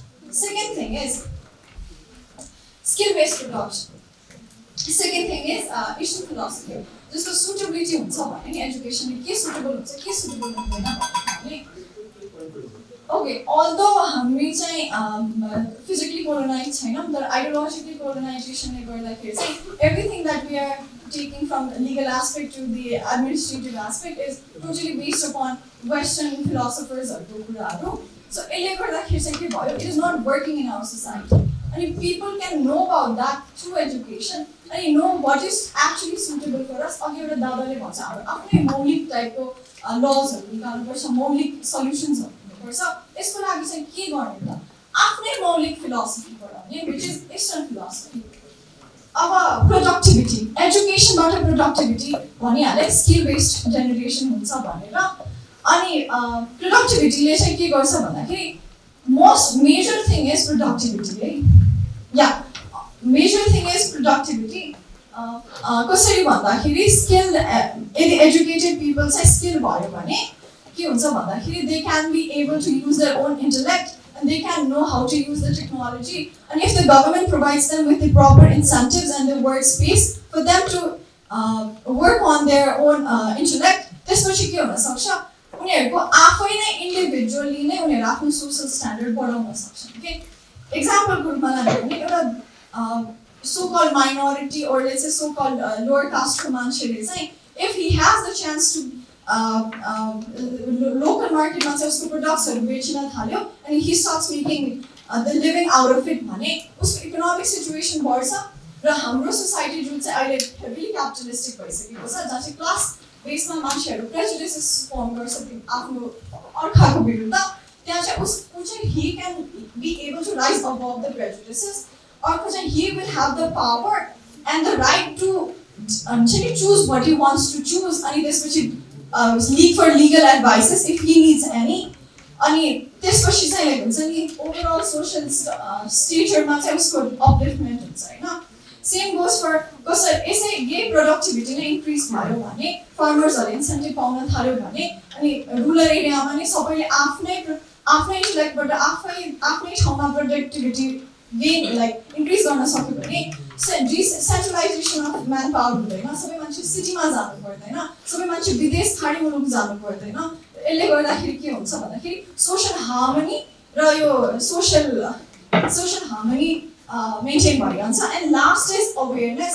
Although अवेरनेसलाई चाहिँ हामी cliché भन्छौँ सानैदेखि 7-8 क्लासदेखि नै पढिरहेको हुनाले, but this approach of awareness is a bit different किनकि rather than vomiting out the information that you have without taking into consideration the social reality of the audience, where you take the subjective approach according to the social reality of the audience. के यदि छौपडीको बारेमा बोल्न गइरहेको मान्छेले चाहिँ होइन सिधै नराम्रो हो भन्दै छौपडी ठट्टाउन थालेर त भएन नि त। We have to understand where they are coming from. जसलाई जसरी सल्भ गर्न, जसलाई जसरी सम्झाउन सकिन्छ त्यसरी सम्झाउने, जसले गर्दा के हुन्छ होस्टाइल इन्भाइरोमेन्ट क्रिएट हुँदैन सल्युसनको तर्फबाट। सल्युसनमा होस्टाइल इन्भाइरोमेन्ट क्रिएट हुँदैन। र यसले गर्दा के हुन सक्छ भन्दाखेरि ओके मैले उसलाई जस्तो जयन्तीलाई मैले भने आजदेखि छौपडी प्रथा नमान हुन्छ नि राम्रै गरी सम्झायो भने उसले नमान्ला अरे, तर उसले सोच्न त सोच्छ नि त, बुझ्न खोज्छ नि त। सो अहिलेको जेनेरेसनमा नभए पनि ट्रान्जेसनल फेजमा चाहिँ हुनसक्छ। 3वटा जेनेरेसनको एक्जाम्पल लिएर हेर्ने हो भने हाम्रै सोसाइटीमा क्रिएटेड हाम्रो हजुरमाहरू चाहिँ के भइसक्छ भन्दाखेरि यो कास्ट डिस्क्रिमिनेसनप्रति धेरै रेजिड भइसक्छ होइन। तर यदि इमेजिन मैले त्यसरी सम्झायो भने although my grandmother won't be able to like हुन्छ नि वोन्ट फलो त्यो कुरा, but she will create the leniency for my mother to grow up in such environment where she has the right to discard some of the aspect of caste discrimination and to take other part of it, okay? So that my mother would be more lenient towards caste samajik problems in comparison to my mother. Same goes for me. Mamu is also like not totally okay with it, but like she's somewhat open about it, right? So अब के हुन्छ मामुले तर आफू त्यस्तो भए पनि मलाई चाहिँ कम्प्लिटली एडहेयर गर्न or कम्प्लिटली डिस्कार्ड गर्ने चोइसमा अपब्रिङिङ गराइसक्छ के। सेम गोज फर दिस यस्तै प्रोसेस नै हो कास्ट डिस्क्रिमिनेसन, क्लास डिस्क्रिमिनेसन और जेन्डर डिस्क्रिमिनेसन। हामी पेट्रियार्कीको कुरा गर्छौँ नि, this is the gradual process. That's it. Thank you.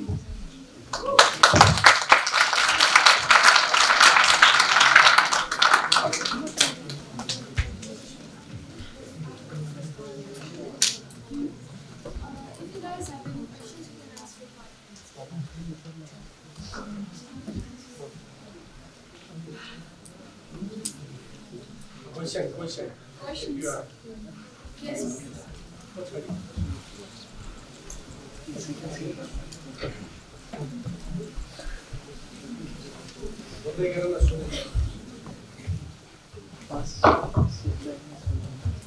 नमस्कार, म प्रज्ञा बस्ने।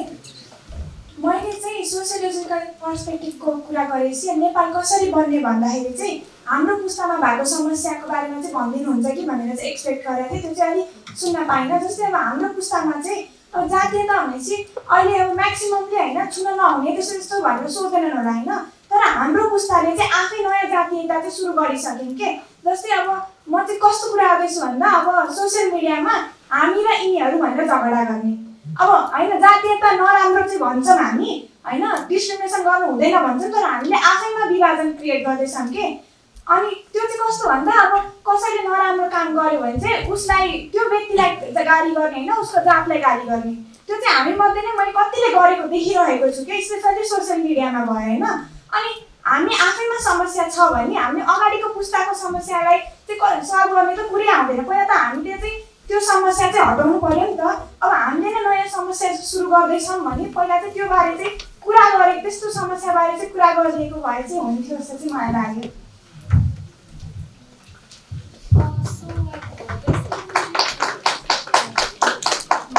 Okay, so yesterday we made a group discussion.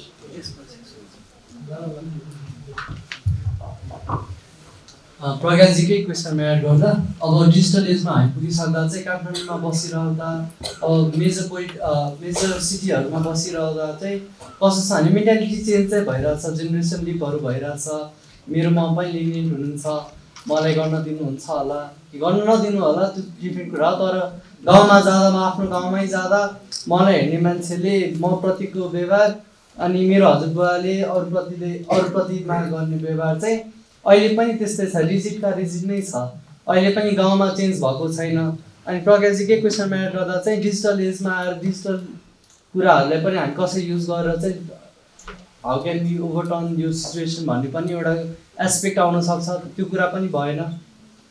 अहिले हामी हिस्ट्रीमा के भएको थियो अनि त्यो कसरी रेमिटेन्समा पुग्यो अनि रेमिटेन्सबाट कसरी यो भइरहेको मात्र पुग्दाखेरि हामी देश विकासतिर लाग्यो होइन, हिस्ट्री लेसन जस्तो भइरहेको थियो जस्तो लाग्यो मलाई।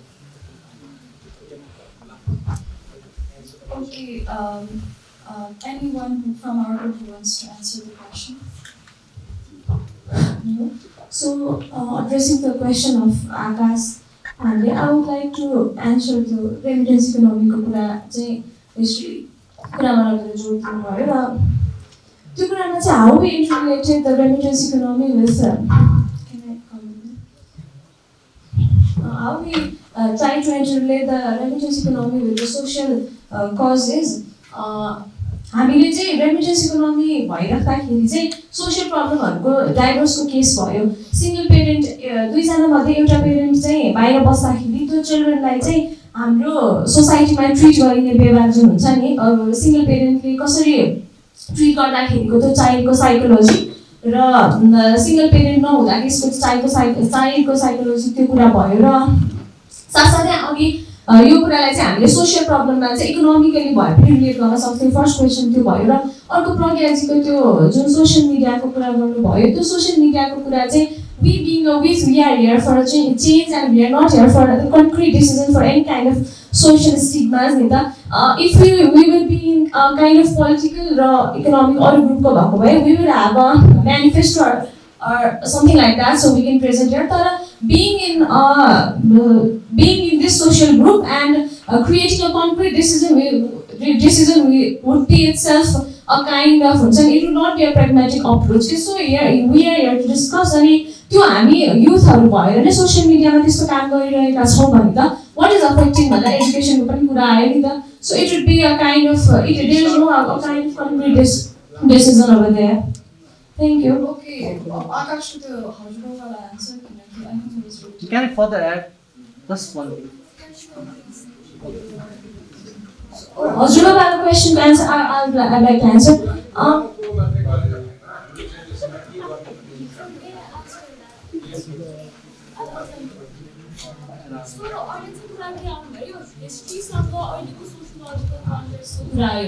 नयाँ पुस्ताको नयाँ समस्या हुन्छ हैन.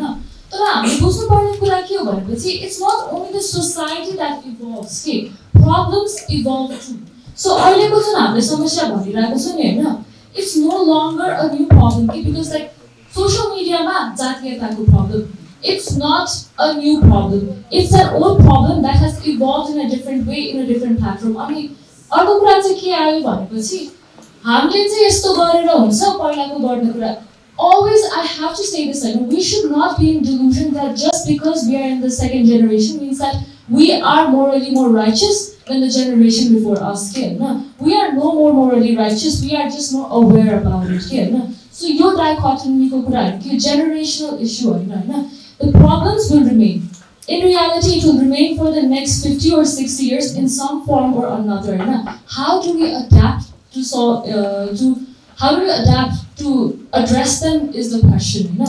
Obviously, we are really sorry we couldn't discuss further because of the time limit. But our discussion matter, maybe we can discuss these topics that you guys have issued. Right? Thank you very much.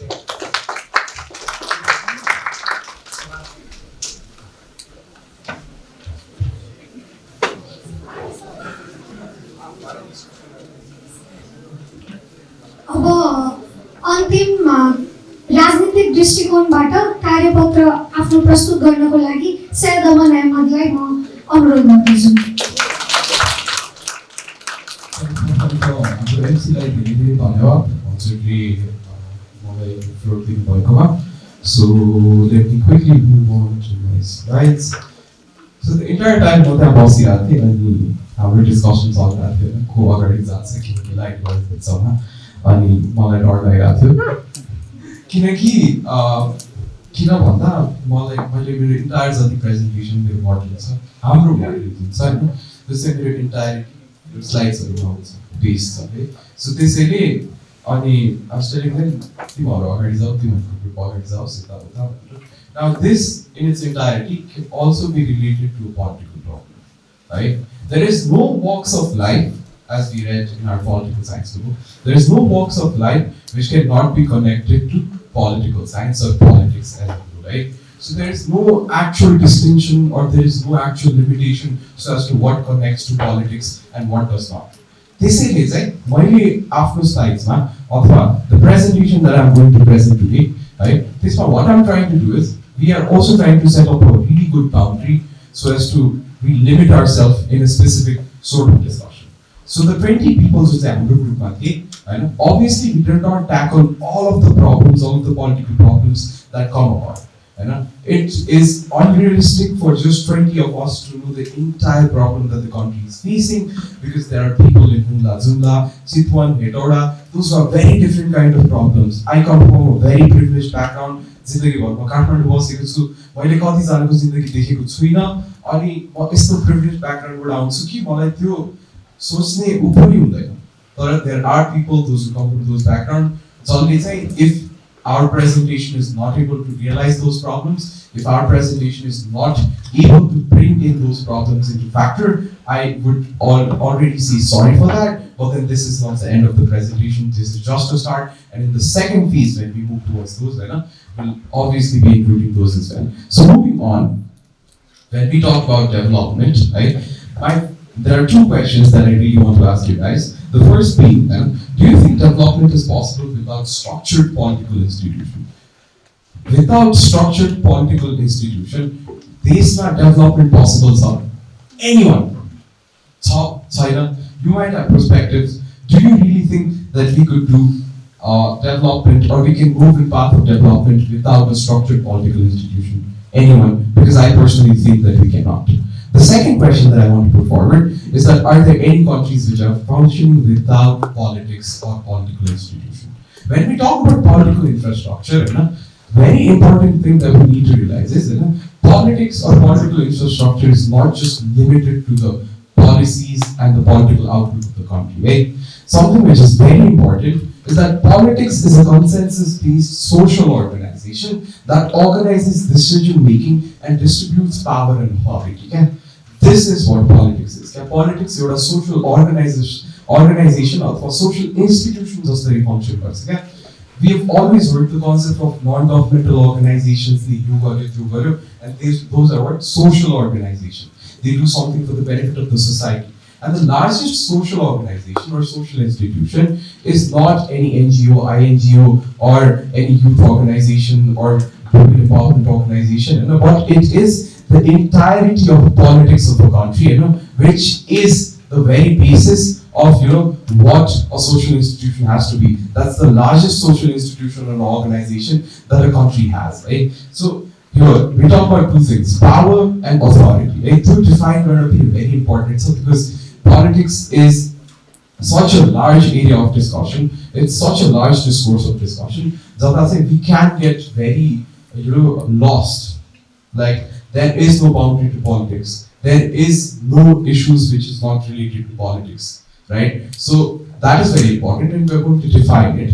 Moving on, politics is the guide which instigates the root of development, which is very essential, right? So any form of development or anything my fellow members from other groups or other perspectives talked about, be it legal, be it sociological, or be it economical, this instigation, right? The prime factor which is responsible in at least today's world or today's era, as the day and age, it's politics, okay? Or political institution, political organizations. So that's why we think that the root of development comes from the political guide because it instigates.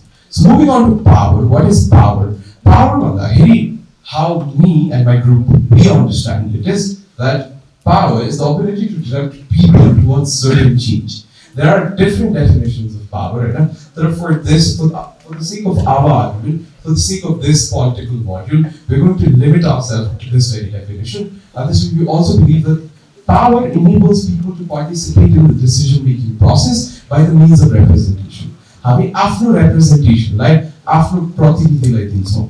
That is how we elect our representatives to go to the members, who become the members of the parliament, who may go on to make laws, go on to choose the prime minister, and do things as such, right? So, our representational power, say, I'm delegate works after representatives, okay? And that is our exercise of power, okay? Moving on. So, we move on to authority, right? So, the political understanding of authority comes from power which gives one the right to initiate action, right? So power and authority goes hand in hand, and it is very essential for us to realize, right? I can make a decision here today, right? आजदेखि नेपालमा के हुन्छ भन्दा आजदेखि नेपालमा कुनै पनि मेरो हेयरस्टाइल कपी गर्दैन. Suppose I do it. Is there the authority, or do I have that authority to actually implement this thing or my wording or whatever I say? I don't, right? So powers on counts, authority counts, okay? Zonly got that saying. Power gives one right to initiate an action. The action meaning authority, zoom also powers. Authority also. Moving on, there are different types of power, and this is how we relate, our group relates, authority or our political perspective and our political aspects with other fellow mates. We talk about economic authority, we talk about legal authority, we talk about societal authority, right? Because all these factors cannot be eliminated when we are talking about development or when we are talking about politics. You just cannot isolate any such arguments which is related to economy, legal aspects, or be it even societal aspects. So moving on, right? So we have identified 10 of the very major important aspects of political development, right? So the very first one is that the political development is the political prerequisite to economic development, right? The identification of political development is, I think, acts as a prerequisite to economic development. Today, our socio-political or economic respective ideologies or policies are very much based on economic policies. For example, communism, socialism, capitalism, particle ideologies are going to started being based on what is the outlook or what is the economical impact of it, right? So it is very important that we start understanding political development not as a singular isolated prism, but we interconnect it. And these are the 10 interconnections that we make. Moving on, so political development as the politics typical of industrial societies, right? So industrial societies of our transitional period, where a country is going through industrialization or any form of change that happens in a country or that is going on in a country, we believe that is also something which falls under an important aspect of political development, right? Because yet again, political development ले चाहिँ त्यो कुरालाई instigate गर्छ, त्यो कुरालाई communicate गर्छ, त्यो कुरालाई sort of like a train. You can consider politics as the train, and all these factors that we are going to talk about, they hop on that train and they can go from one destination to other destination. Yeah. Okay. So moving on, rightfully so, we identify other distinctions as well, such as political development as political modernization, not to be synonymously used with westernization, which is a very totally different concept. This is modernization, to be specific. It is about technological development. It is not very much about taking Western-centric ideologies or Western-centric ideas that whatever the West does is cool, because it's absolutely not, right? It is more about technological development. It is more about advancement in our technology, in our being, in our system, in our institutions, right? So moving on, I'll quickly read out all these 10 development important aspects that we have identified. So political development as the operation of the nation state, political development as the administrative and legal development. You move on to political development as mass mobilization and participation, political development as building democracy, political development as stability and orderly change, political development as mobilization and power, political development as one of the aspects of multidimensional process of social change, and political development is near impossible without politics itself. Okay, so after that, we had different forms of government. Just like I explained about Bosnia, because we have very limited time and we have all these learned people who already understand, what all these different forms of government are, right? Everybody knows about democracy, communism, socialism, oligarchy, aristocracy, monarchy, or theocracy, colonialism, totalitarianism, or military dictatorship, right? Moving on, we also went on to define what different systems of government which we have, in which we tried to define the parliamentary system of government or presidential system of government. We also went on to define, federal system of government and unitary system of government. But then, I would not be the right person to stand right here and tell you guys about what is a parliamentary system of government or a presidential system of government, because we all have already learned it. And due to time constraint, I'll just be skipping these slides. So moving on, this is our best possible political model, which came about from an intensive discussion which took place between 20 individuals, which took nights. We were here till 11:53 and we discussed it, and we had an intensive discussion, deliberation and debate so as to what would fit Nepal's ideal political model, and this is what we came up with. 3 words for you, ladies and gentlemen, and these 3 words are going to initiate change in this country, let me assure you, because those 20 individuals rigorously did everything possible. There were arguments, there were counter-arguments. If people said that apples are red, there were people who said some apples are green. That's the kind of argument that we went through. So moving on, we believe that we should have a democracy which shall be complemented by a presidential system of government, which shall further be complemented by a federalist system. That's the best possible model we have come up with. Yet again, we will identify our flaws if there are any, and as questions come by, and we will identify our flaws and then correct ourselves. But then the discussions which took place between us, we limited it to this time. Moving on. So, not a political party manifesto, but then, since we were 20 individuals who were sitting right here discussing, deliberating on how or what is the adequate political model of the country, we came up with some points which maybe in the future may act as a political manifesto, but then, or may not. But when we say party, we do not mean a political party. KSL as an institution can be a social party, as in a basis for it or instigating a social change, right? Does not necessarily have to categorize that, हाम्रो political party को मात्रै manifesto हुन्छ. We are change makers, we are social engineers, right? So हाम्रो पनि manifesto होस्. So our manifesto includes these things, and due to yet again time constraints, we did have a lot of deliberation, and we did try to sort of make a policy out of every party manifesto topics that we have, but then I'll just be reading out to you guys. So we have free education, we have rural development, we have pollution control, we have investment in research and development, we have military advancement, we have selling electricity, we have sanitary pads to be more accessible, bracket free, so this will happen in 2 phases. We have better telecommunication, we have reviewing the reservation system based on the idea of social reaffirmation, as also suggested by the Supreme Court recently. Moving on to free healthcare, creation of employment, safe drinking water, elimination of corruption, revisiting economic policies, promotion of agriculture, better transportation system, planned migration, compulsory military service for 3 years, family planning, education policy, foreign policies to be revisited, people are self-dependent eventually, and globalization of local products. So this is the party manifesto. Yet again, we do acknowledge the fact that we have not actually identified all possible problems or all possible things that should be considered in a party manifesto, but then this is the best that the 20 individuals could have done. And that is what is very essential, and our political model provides for it, that every individual has a voice and every voice matters. That's the belief that we have in our code. And with that belief in mind, I hope you guys, all of you present here, including the professors, everyone here,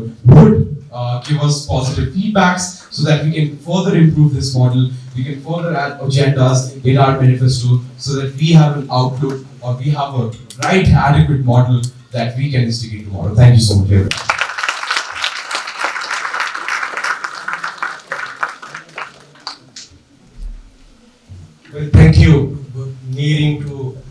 much time, but let me set agenda for the discussion. First of all, we have to thank them a lot because they did very hard work. It would not be bad for you to applaud them with big thunders coming.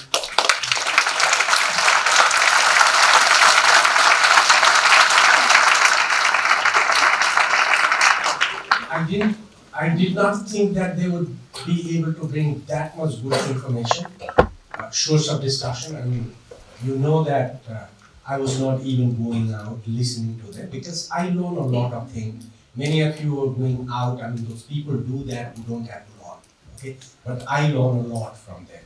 One, the first group said that this country would not be developed if we do not flourish our agriculture, and if we do not flourish the productivity in the sector of agriculture. And they actually made a very good landmark propositions to you. No nation in the world developed without agriculture. You become a very rich country like United States, but you have to eat. You do not stay without eating even if you become rich. So that is where one very important point is there. So think about it.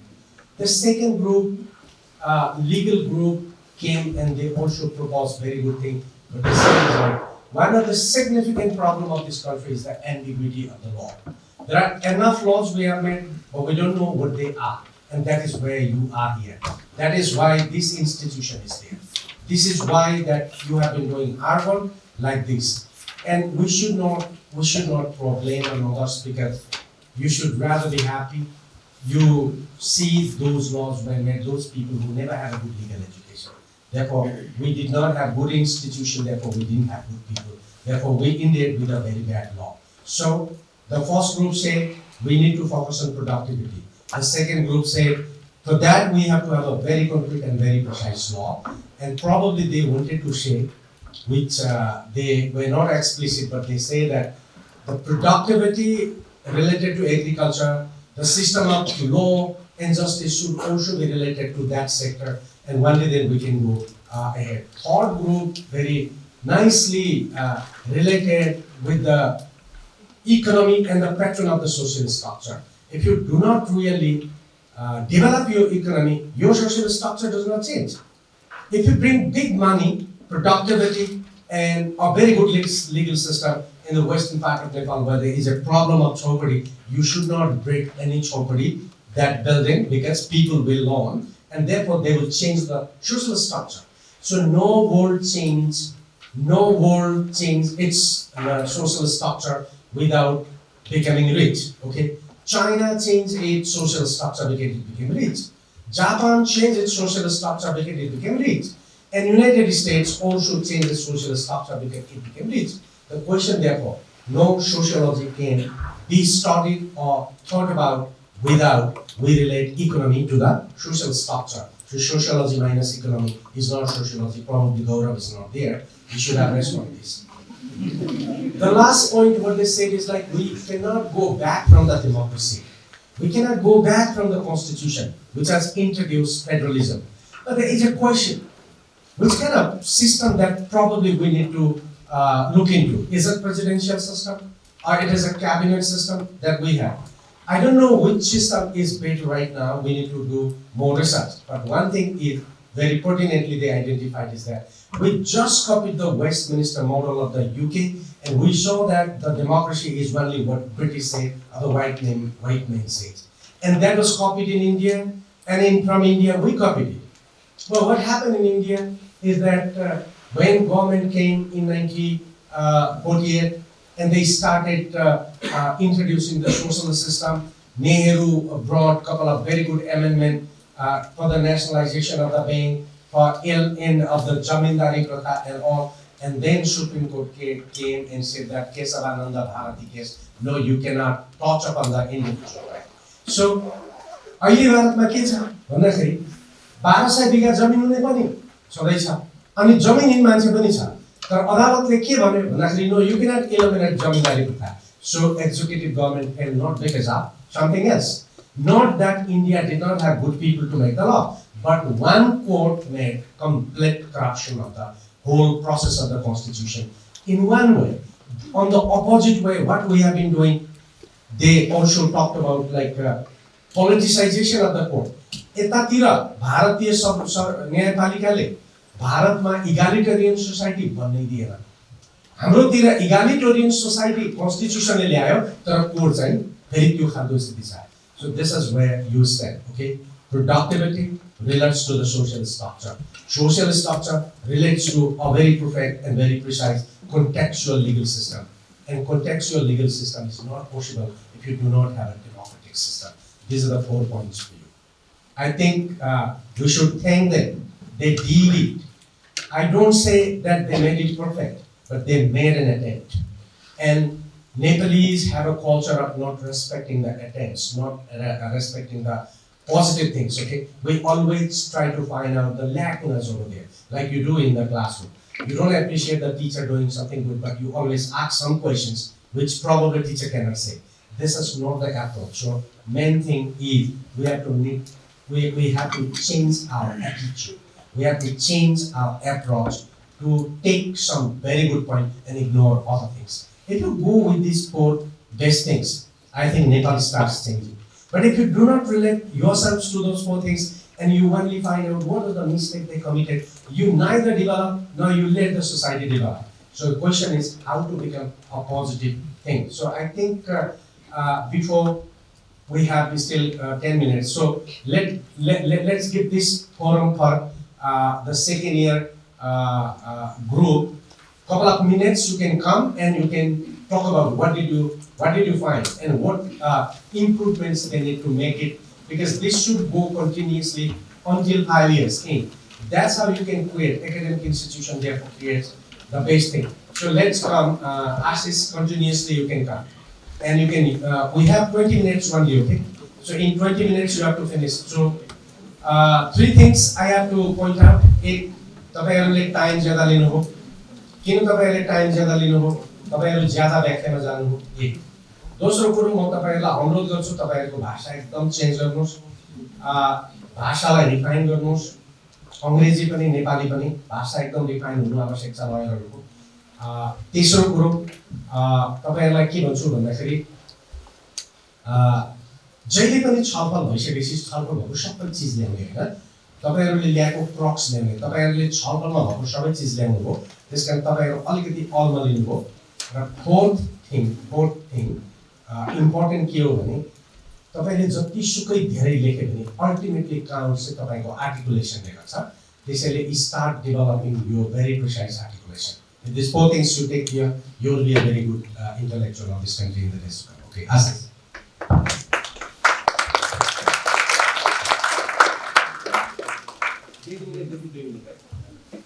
Precisely. So you also have to prove that your second year is different than first year.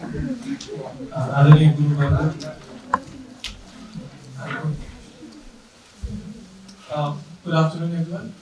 I'm Ashish Paul, I'm from second year student. So one key person is missing, so I'll take 2 extra minutes from that, so it will be 4 weeks. Okay, so there are a lot of lacunas as you said, but I'll just point out some of the good points on which we could work from this presentation. The first part being the legal awareness sector. Now, this is something that I get from first year a lot when I was in first year. So, constitution itself vague definitely, but there are a lot of other part. So, on that part and aspect, so maybe if this group can create such a document where there will be an explanatory form or to the public about the constitution, that would be really helpful in regards to the legal awareness campaign. And secondly, radio and TV judgment is already there. Second issue that you have been pointing out, I'll tell you this in Nepal. मौलिकता चाहिँ कसरी लिएर आउने त? के हो मौलिकता भनेको? एउटै गरी पार्टी दुईटा पोइन्ट मात्र समस्या त्यसै धेरै म त्यसमा व्याख्या गर्छु। मौलिकता चाहिँ कसरी लिएर आउने? जस्टिस वीरबहादुर राईमाझीको किताब पढ्दै थिएँ, एउटा सानो पोर्सन म तपाईहरुलाई सुनाउँछु। जुम्ला जिल्ला अदालतमा हुन्थ्यो। एउटा निर्णय मेरो आवाज ठुलै छ के छैन? एउटा निर्णय उहाँले के गर्नुभयो भने जुम्ला अदालतमा हुँदाखेरि आजभन्दा धेरै वर्ष अगाडि भयो। आजभन्दा धेरै वर्ष अगाडिको कुरा हो। उहाँले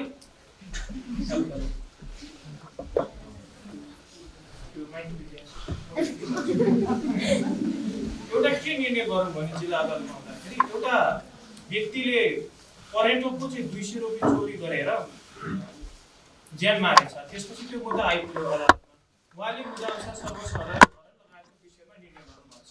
त्यस पश्चात पछि काठमाडौँ जानु पर्यो। काठमाडौँ जानुको लागि एक दिन हिँड्नुपर्ने, उहाँ हिँड्नु भएछ एउटा ठाउँमा बास बस्नै पर्यो। उहाँ कुन ठाउँमा बास बस्नु पुग्नु भएछ भने जुन व्यक्तिलाई चाहिँ चोरी सिकारीमा उहाँले पेनलाइज गर्नु भएको थियो त्यही घरमा पुग्नु भएछ कि। अनि जो 200 रुपियाँ चाहिँ उसले किन चोरेर रहेछ त भन्दाखेरि ऊ दुईटा छोरी रहेछ, पाल्न नसकेर 200 रुपियाँ चोरेर रहेछ। उहाँले के लेख्नु भएको छ भने किताबमा, मलाई त रातभरि निन्द्रा लाग्यो, निन्द्रा पनि कसरी लागोस्, भर्खर पेनलाइज गरिरहेको छु।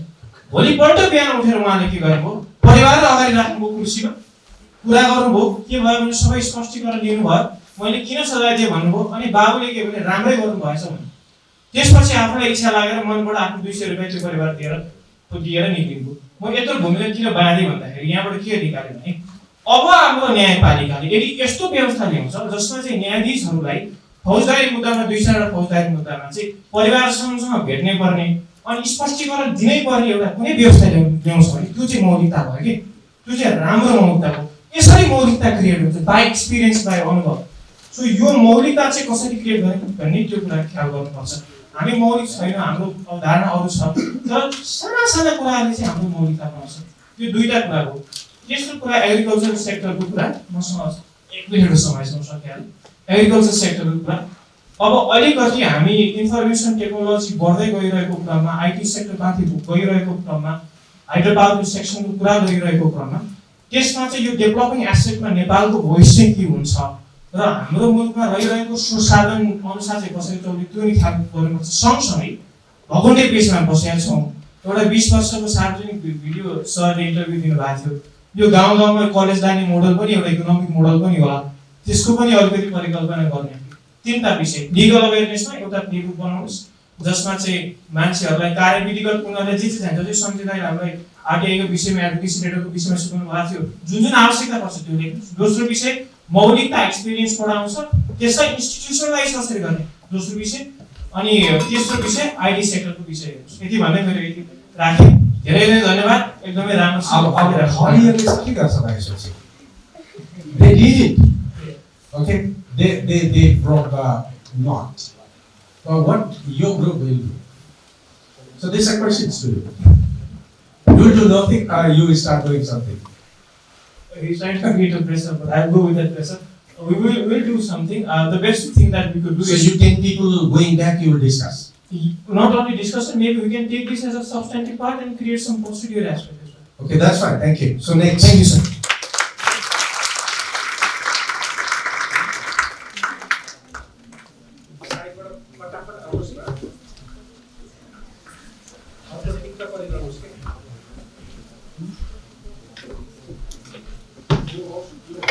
Two minutes. धन्यवाद। म 2-3वटा कुरा मात्रै गर्छु। पहिलो कुरा हामीले चाहिँ यसमा नैतिक व्यास हुनुपर्ने भन्ने कुरा जस्तो लाग्यो। यदि त्यो खालको चेतना भएको भएन भने जतिसुकै कुरा गरे पनि हाम्रो आधार चाहिँ बन्नेवाला छैन। त्यसकारण विकास र समृद्धिको पहिलो आधार चाहिँ नैतिक ग्राउन्डमा चाहिँ नै हामीले त्यो कार्यक्रमहरू ल्याउनु पर्ने हुन्छ।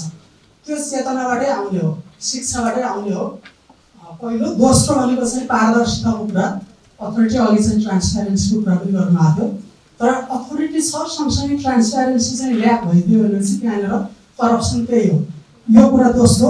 तेस्रो पोइन्टमा के गर्छु भने फेरि पनि हाम्रो विकासको अवधारणा चाहिँ नेपाल आफैमा एउटा डाइभर्स कन्ट्री छ, यसमा चाहिँ हिमाल पनि छ, तराई पनि छ। काठमाडौँमा बसेर मात्रै विकासको अवधारणा चाहिँ त्यो सम्बोधन हुन्छ जस्तो लाग्दैन। त्यसकारण विकासमा संघीयता आवश्यक छ। राजनीतिक रूपमा हामीले संघीयता ल्यायौँ, 3 तहको सरकार पनि गठन गरिसकेको छौँ, तर विकासको अवधारणा कहीँ न कहीँ आफ्नो माटो समाउँदो चाहिँ भएको जस्तो लाग्दैन। टाइम थोरै छ, हामी फेरि पनि छलफल गर्छौँ। यति नै मैले समराइज गरेँ।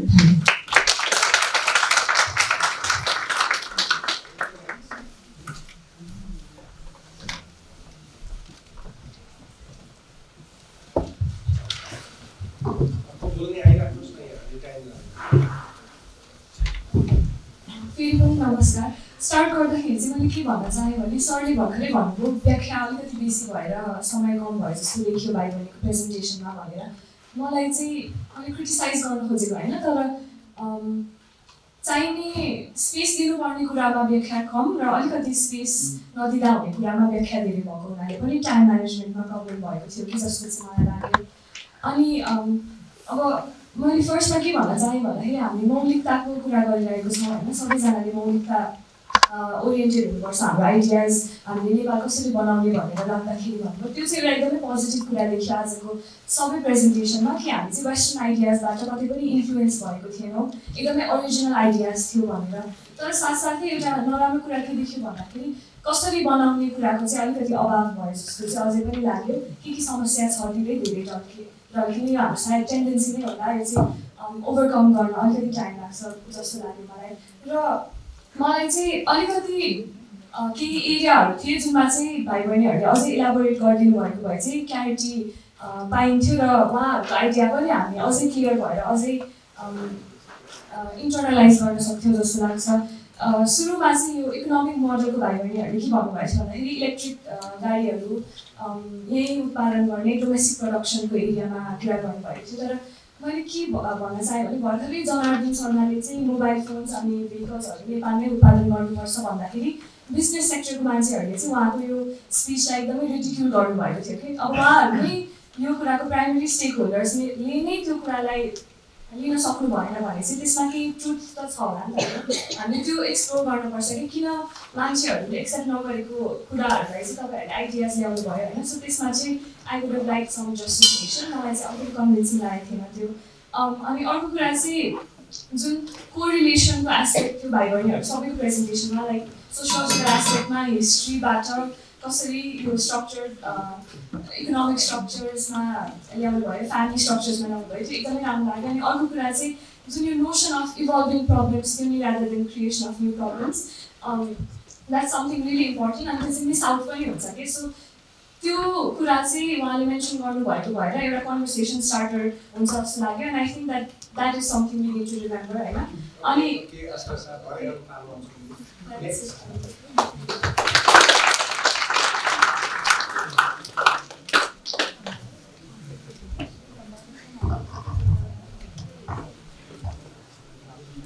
Hello, good afternoon everyone. मेरो नाम चाहिँ राजेश प्रसाद भैयालो, म B.A.LL.B सेकेन्ड इयरमा अध्ययन गर्छु। सुरुमा चाहिँ मैले नेपाल कसरी बनाउने भन्ने यो तपाईँहरूको एउटा यो गोष्ठी नै एकदमै फलदायक जस्तो लाग्यो, किनकि फर्स्ट इयरमा अध्ययनरत र रेसिडेन्सीमा बसिरहँदाखेरि तपाईँहरूले यस्तो खालको गोष्ठी गर्दाखेरि एकदमै खुसी लाग्यो, किनकि यसले अहिले सुरुलाई नै भन्नुभएको थियो यो दिन चाहिँ इतिहासमा रचिन सक्छ भन्नुभएको थियो, सायद रचिन सक्छ होला, किनकि छोटो टाइममा यति राम्रो प्रेजेन्टेसन गर्नुभएकोमा गोष्ठी गर्नुभएको धेरै खुसी लाग्यो। र यो सँगसँगै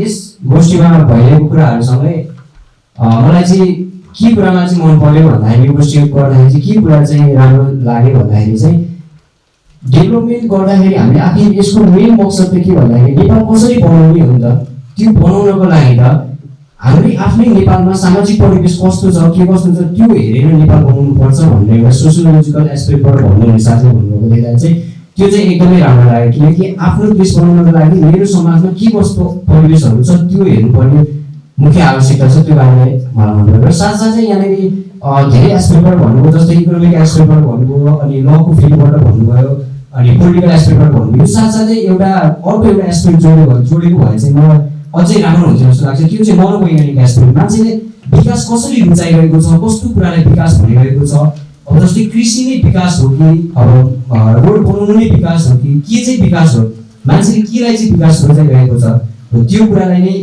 एउटा पार्ट बनाएर भनिदिनु भएको भए सायद प्रेजेन्टेसन गरिदिनु भएको भए त्यो अझ राम्रो हुन्थ्यो होला। र ओभरमा भन्नुपर्दाखेरि तपाईँहरूले धेरै राम्रो काम गर्नुभएको छ, धेरै धेरै धन्यवाद।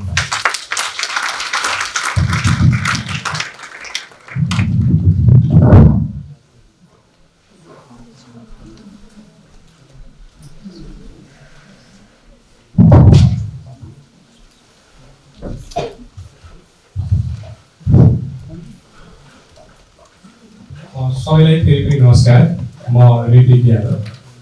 तपाईँहरूको कार्यपत्रहरूमा महत्त्वपूर्ण कुराहरू आएको छ, म आफूलाई लागेको केही थप कुराहरू मात्र राख्छु यहाँ। समयको पनि पाबन्दी छ।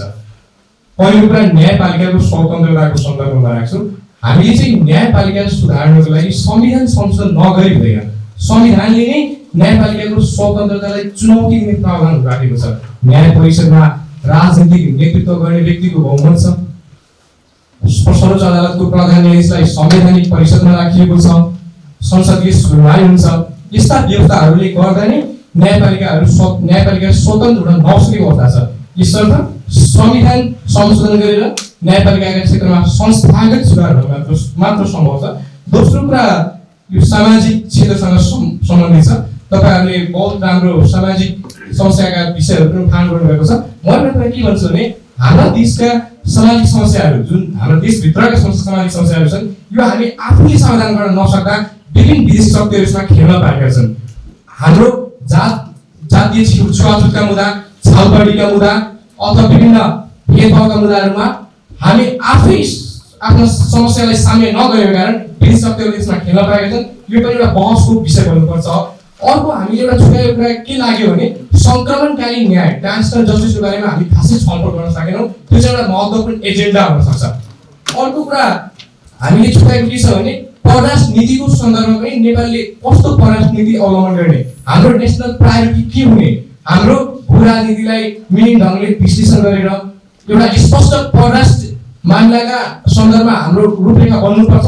त्यस सन्दर्भमा पनि बहस बढाइयो भने यसले अझै प्रभावकारिता हासिल गर्छ।